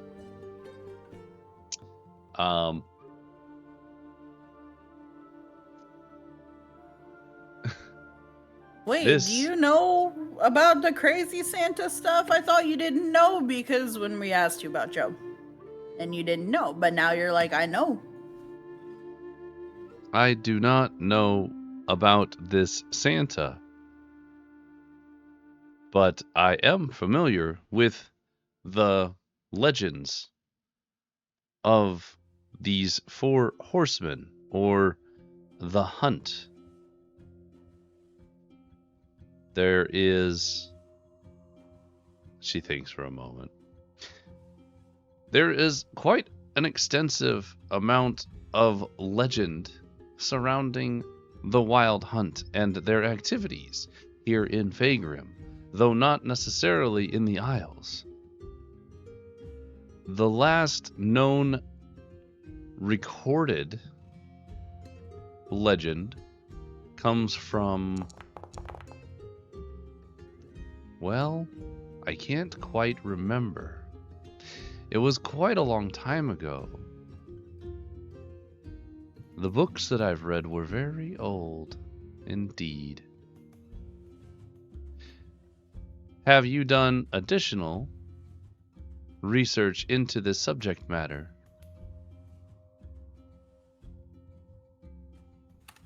We just found out about it and then spent all day drinking. So, nope. Unless, wait, did any of y'all sneak away to read something? Fire's just gonna look at Larry, just like, huh? Why would I do that? I don't think we did any reading. I see. Well,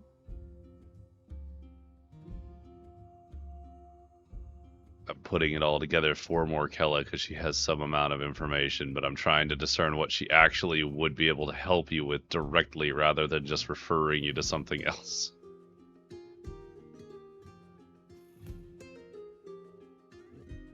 I refer you to the library. Have you met that one letter?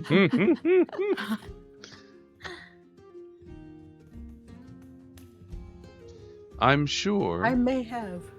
that I could provide more information regarding these mysterious hunt members, provided I have time to perform research. That Okay. being said, she's gonna look at Mads. Do you still have connection to your bloodline? I do, but I don't have a connection to the goddess anymore, and I can feel it. Or I'm assuming it's the goddess. You don't know? I feel like there was 2 sources within myself before, and now there's only one.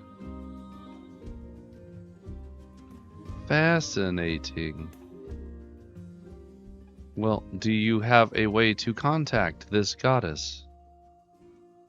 I did previously, but I don't feel her connection anymore. But I haven't tried recently. Interesting. Also, the lotus that I have has wilted, and Joe is keeping it frozen for me. I'm gonna take it out and show her my frozen lotus. She won't touch it or anything, but she will lean in to look at it. And then she's gonna turn and look at Joe. This is quite a command of power you did not previously have. Joe is just gonna... Oh, yeah. So I was speaking to an elf, and that was Buddy. I think I said Buddy earlier, and so he taught me how to be able to freeze things the right way. Morkella would just kind of look at him, tilt her head, and all of her little mushrooms kind of wiggle. Freeze me. Joe's gonna be like, what? What? Use your power and freeze me in place. I want to see how much you have progressed. Oh, I don't know. I don't know about that. He's gonna look at all 3 of you. It's kind of like, what do I do? Go for it, bud. The last time we attacked her, it wasn't real, so... If she gets hurt, we'll heal her, and I don't know, just maybe aim for her feet. Don't freeze all of her, just her feet. Oh, that's a great idea. Okay, he's gonna lean down, and he's just gonna touch like just the bottom of her leg, and you watch as a large amount of frost extends from Joe's fingertips across her. Actually, hang on.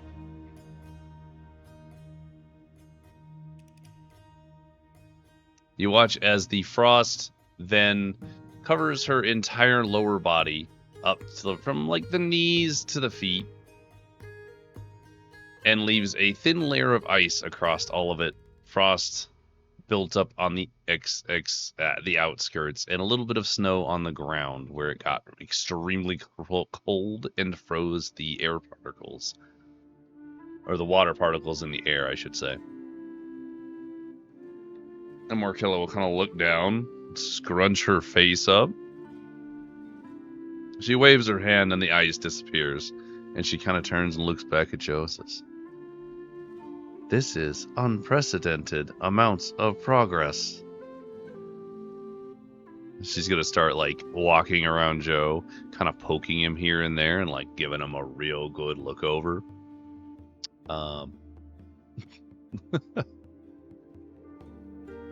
during this time frame, she's more or less ignoring everyone else as she's deep in thought.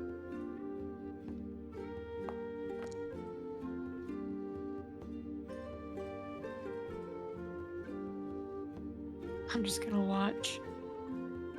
Okay. Eventually, she does finish kind of prodding Joe.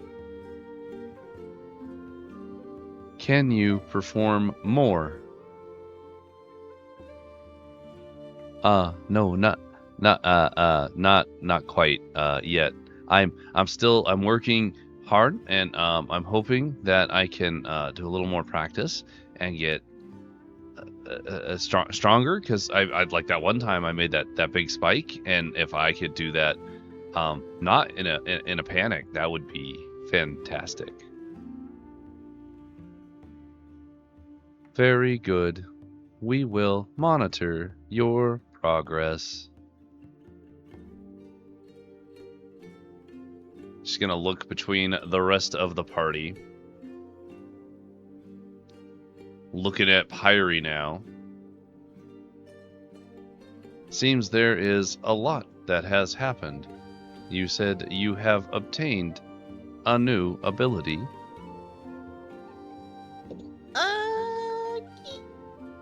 Yeah. I can't exactly show it here, though. What do you require? A dead person that wants to be revived.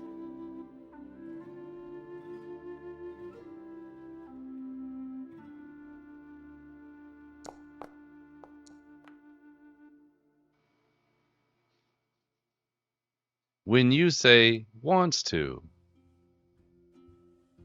what does that imply?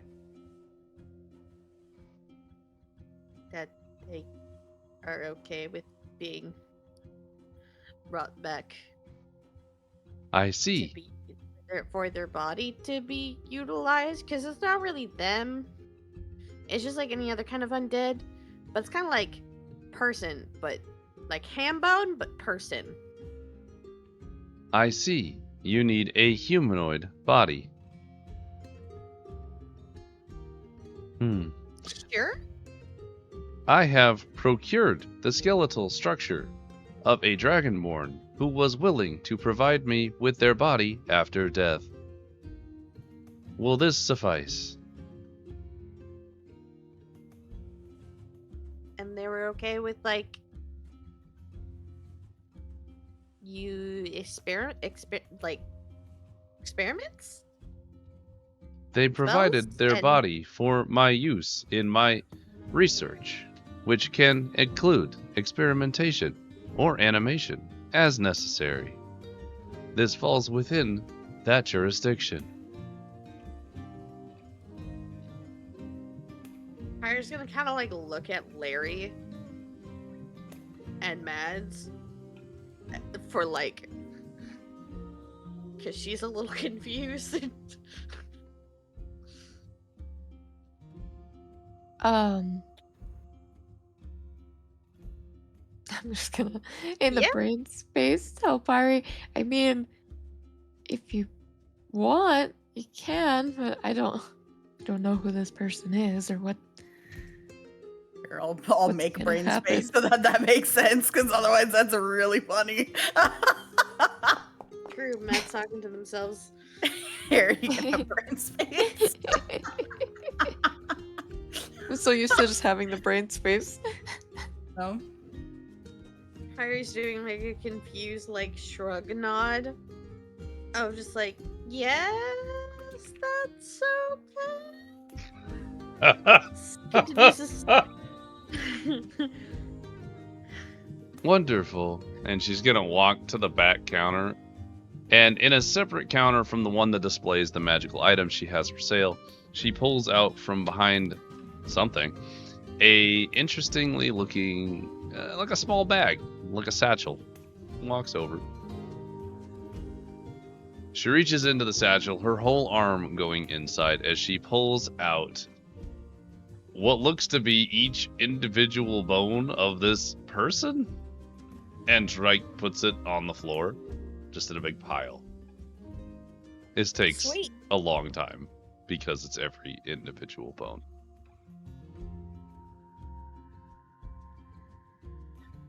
Eventually, she finishes Fire pulling it all clearance. out. Oh, cool. Awesome. We're there. Did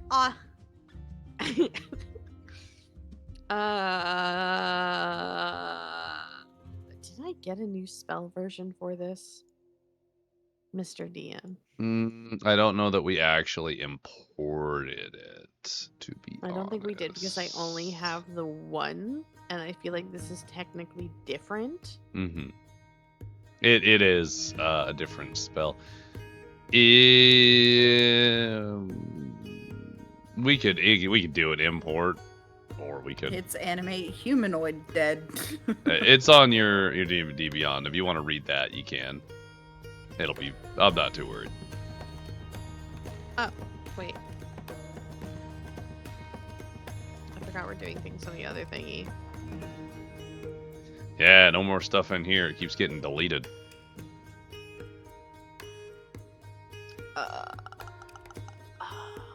Spells should be third level, I think. Yeah, animate dead. Corb.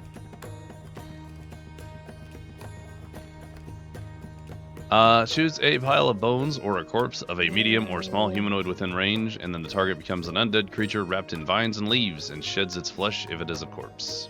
And then it's the same as a normal animate dead at that point, for all intents and purposes.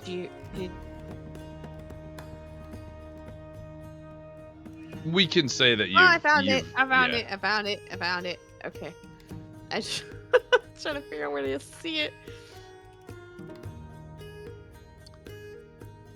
Okay, cool. For now we're just gonna haha hee. I did a thing. Yeah, that's fine. Go ahead and mark off a third level spell slot. No, never mind. That doesn't require a spell slot, I don't think. Does it? Does it? Yeah, it does. That's the other one. Doesn't require a spell slot. This one does. Go ahead and mark off a level 3 spell slot for me. As you reach out, you send your energy out of your hands, this greenish blackish hue, and it shoots out in a strange, almost jagged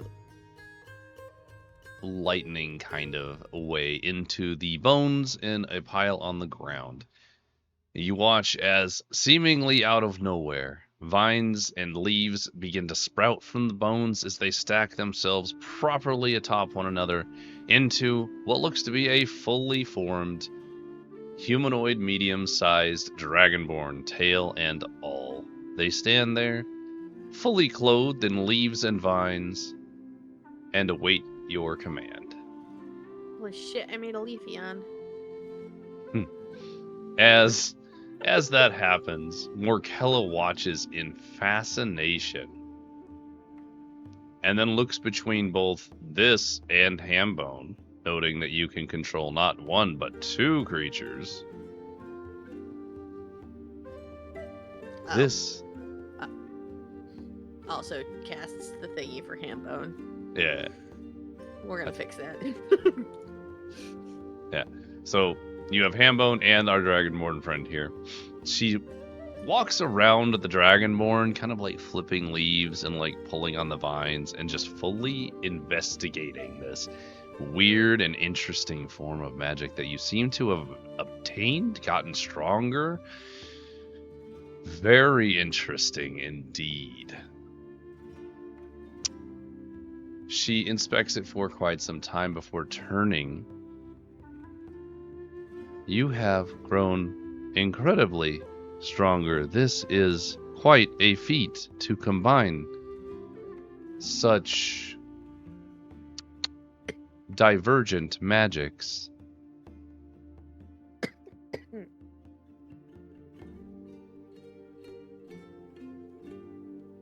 Who? I was just gonna do a funny little awkward smile, like, just, yeah. We almost died for it. Oh. did you find your friend you spoke of? Yeah, so he's the one who almost killed us. We ended up going to his tomb after he taught me the spell, and he was a little overexcited. I had to touch a door, and I was apparently the only one who could open it. And then there was this stuff inside, and then there was a funny map thing. And what was the guy's name again? What was the thing for? She's gonna turn and look at Mads and Larry. What was the? I don't know. There's a god's name. I don't remember that he like was all excited about. Then he didn't want to show us the paper, and I was trying to ask him nicely, and then he attacked us, and so we ended up fighting. Almost died, and then we flew away. Mad zapped him into an alternate dimension. And there was a funny marrow staff at some point. Mhm. Oh, right, something about a marrow staff. It's like we're triggering all the like the keyword phrases. It's like a Google search. What word? Yeah. It's like the activating NPC dialogue. Go. I'm so proud of you guys for remembering all the words. Oh, I sure did look up the marrow staff. I forget the god's name. It was something like with a PH, like fa. Nikael is the god that Regulus is an acolyte of, like a person of. Oh, right. Yeah, right, but right. wasn't there another Fasiros. one that was like the tomb Yeah, thing? Fasiros that one. is Yeah. god of sacred light, whereas Nikael is god of ordered dead. They're kind of like a dichotomy. Oh. Pyre's gonna be like, yeah, nickel.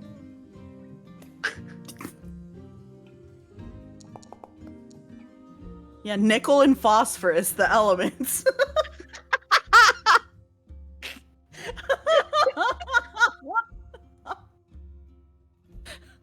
Well, now I Okay. can't unhear that. Thanks for turning my gods into the periodic table. Hey, there's a theming scheme for you. There you go. Yeah. Just bastardizing the elements and changing them into name-sounding things. Honestly. Yep. Wouldn't be the first What? time, helium, Helios. What did you say? And she's gonna look right at Pyri. What did you say is the name of these powers you possess? Does it have any particular naming convention? Pyre's just gonna shrug. Like, I don't know, I animate things. They didn't roll high enough to know, so they'll have to look into it. As far as Nikael goes, it is generally not a god that is worshipped much anymore. Their followers tend to commit atrocities in the name of Nikael. And I'm learning that. if your friend is a follower of Nikael, I would recommend that you maintain either distance or care when dealing with them.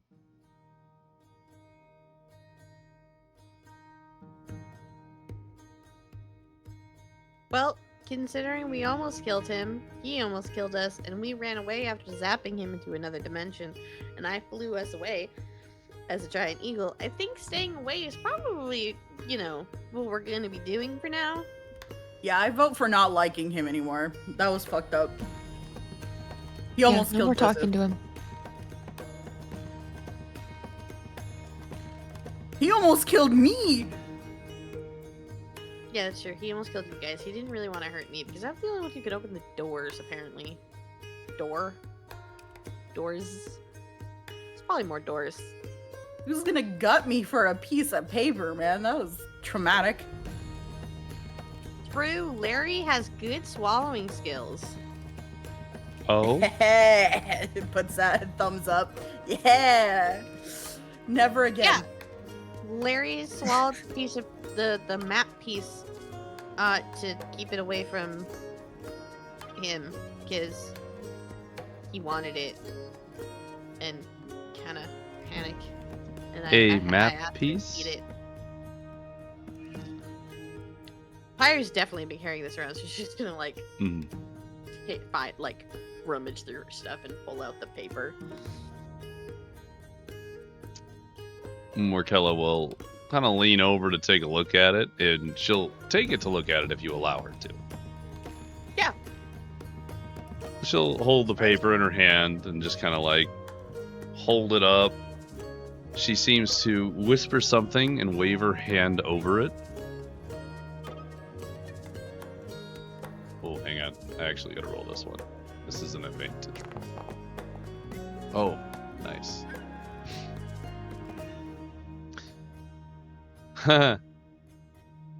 While she's waving her hand, like she's looking at it initially before these rolls, it is very good, Liari, that you have some semblance of skills, like your compatriots. I've been saying that the whole time. See, now you're getting on the right page. We'll talk about this later, but I accept your apology. She has already stopped listening the moment she waved her hand over the paper. And is instead staring at the paper, tilting her head, her eyes a little bit wider than they normally are. Have you read this map?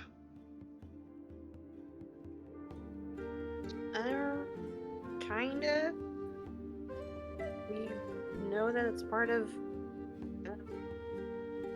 Eternia, but we don't really know much else of what's visibly on there, so... She's gonna look. We were hoping we could get some assistance. She's gonna you. look directly at all three of you, hard in the eye.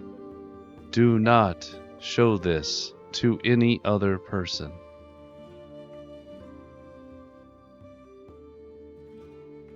I'm just gonna like look around, like do So that. do Like, you not count because you're a mushroom?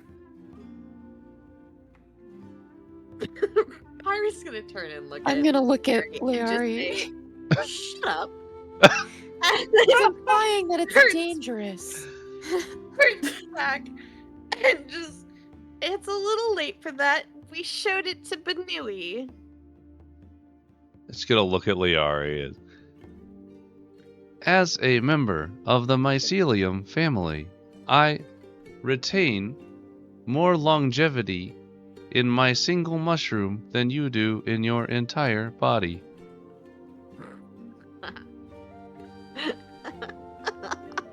I'm willing to Burned test by that the out. mushroom lady. Pyre's gonna giggle and just be like, I think she just insulted you. Really? I'm That gonna sounded like give an it invitation to giggles. me. Sorry, Oh. Mads. Sorry. My bad. Sound like she was calling you insignificant. But It is okay. unlikely in the event of a catastrophe that I will die, as I can survive in harsh conditions. Unfortunately, most other humanoids cannot.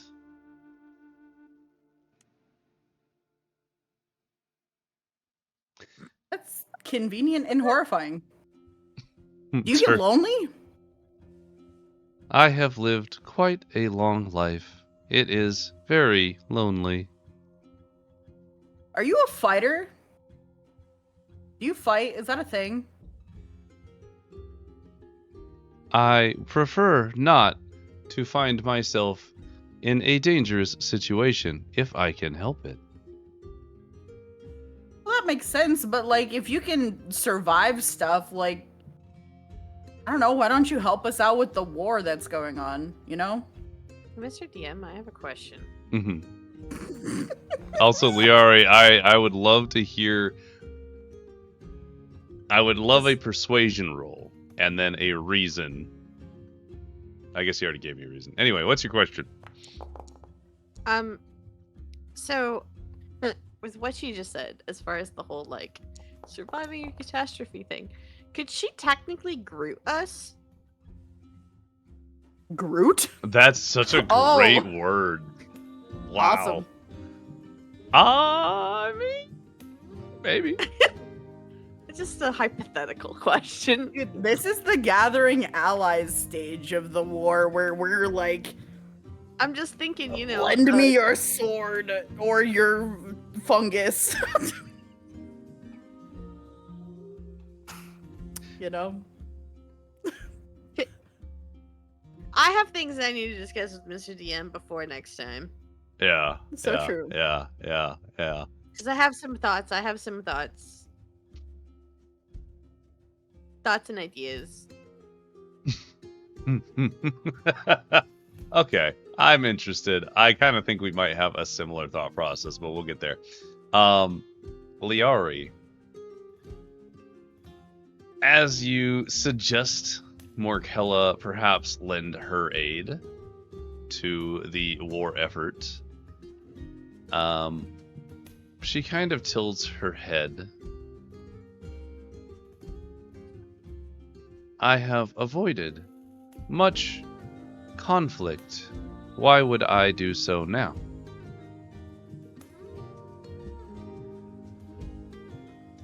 Well, just because you can survive doesn't mean your quality of life is gonna be good.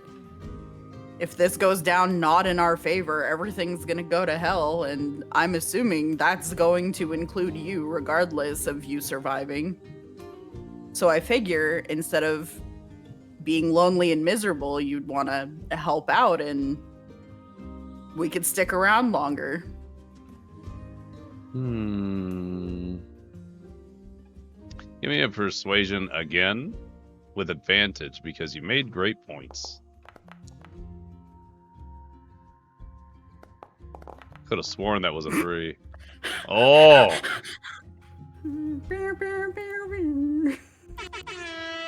Let's go. All right. Easy fungus. All right now. My God. You make a valid point. Perhaps I shall join this effort of yours. I will seek you out for more information shortly.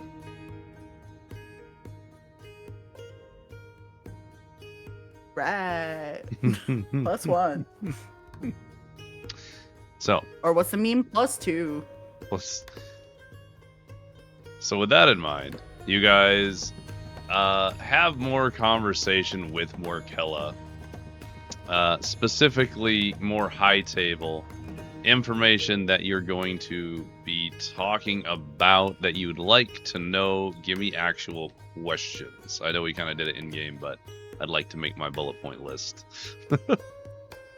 Sorry, actual questions about what? Any questions you have for Morkella Oh, that I have can questions. answer at the beginning of next session? Because I I'm would kind think of a list, but I'm pretty sure I already won, so I did what I wanted. You recruited Morkella. I got a seemingly immortal fungus to help fight. Whatever that Seemingly means. immortal fungus. Amazing. I want to know about the 4 horsemen, and I want to know more about the guy that had this big old scythe. True, Scythe Man.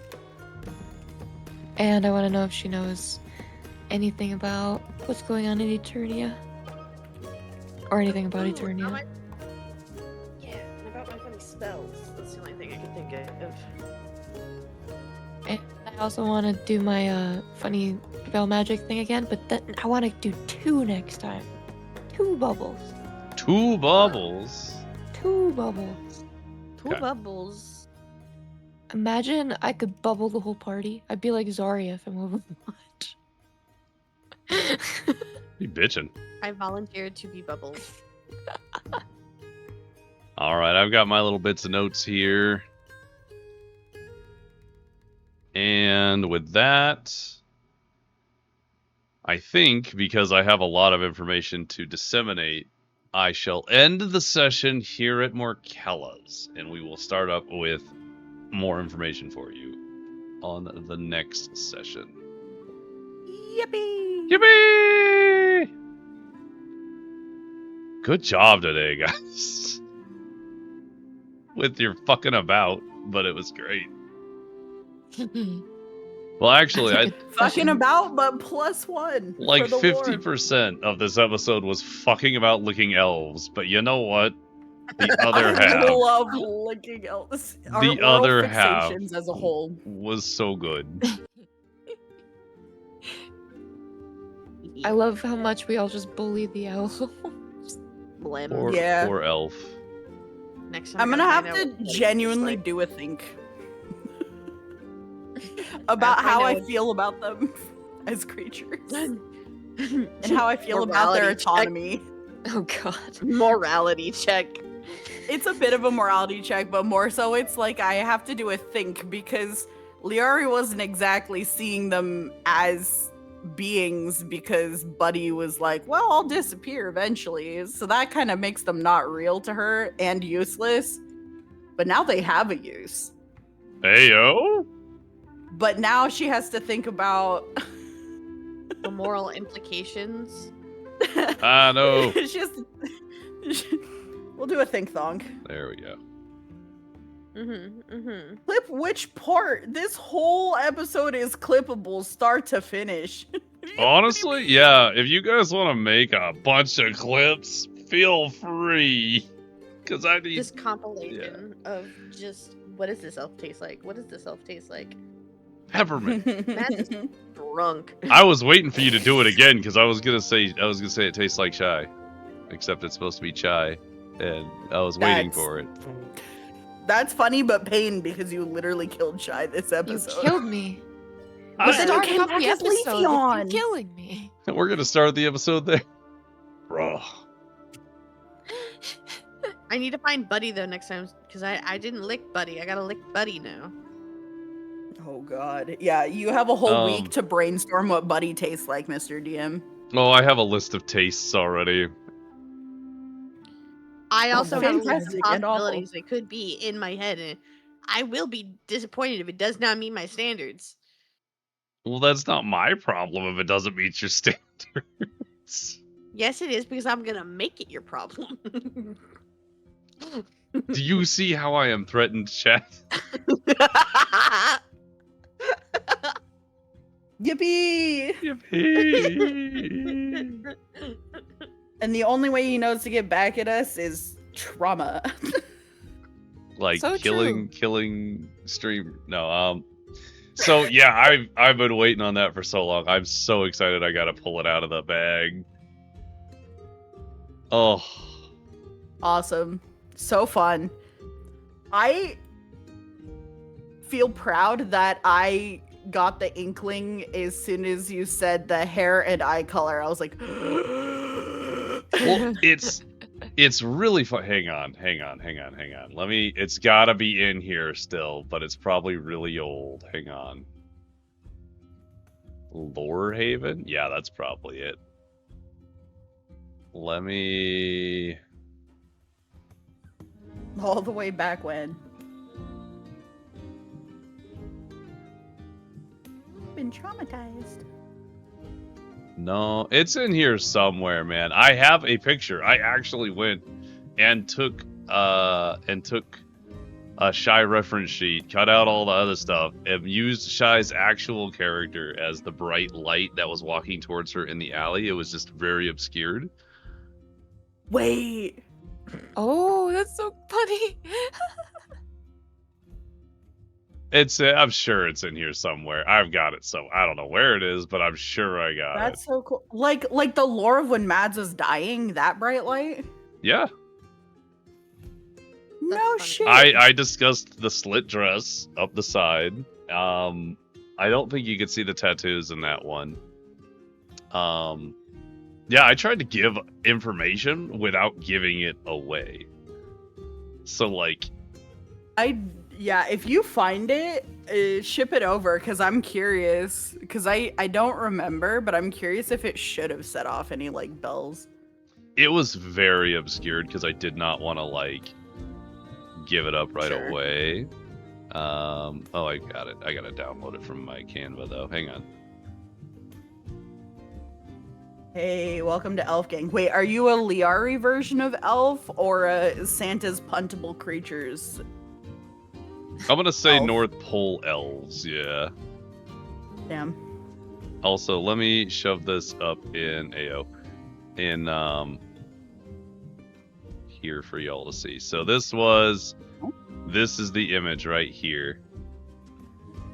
And I'll post it into the Discord so you guys can see it better as well. It is shy. Nobody noticed. Oh my god. Nobody noticed. I never noticed. Whoa. Oh my god, you're right. Because it's like, it's genuinely so vague that it could just be a hot Uh-huh. lady cometh my way. But now it's like, now that we know, that's wild. Good job, That is Blaine. crazy. Holy Oh, shit. thank you. Also, technically, it's flipped because it isn't your leg slit thingy on the other side. It is. I Yeah. flipped it on purpose. Yeah, Yes. He was thinking. I know. Anyway, hee hee ha Not the ha. was shy pain. On that note, everybody, I'm gonna end today's session. Thank you, Blaine. This was fun. Ah. Thank you. I am glad you have all enjoyed. We are going to end the stream because I'm going to go and feed myself and my wonderful wife, so I am not a dead man. Hee hee. That's a good idea. Do that. Also, Yeah. on a scale of 1 to 10, how's your sanity holding up? Because today was a doozy. Oh boy, this is a great. I enjoyed this session thoroughly. It was so much fun. Good soup. Good soup. Anyway, follow my streamer friends. They're amazing. They do lots of fun stuff. And thank you all for being here. And if you want to join in a campaign like this, get on the waitlist via this website here. And we'll get you into a campaign soon. And then, of course, you know, go out, be safe, stay bold. Bye, everybody. Hey, Bob.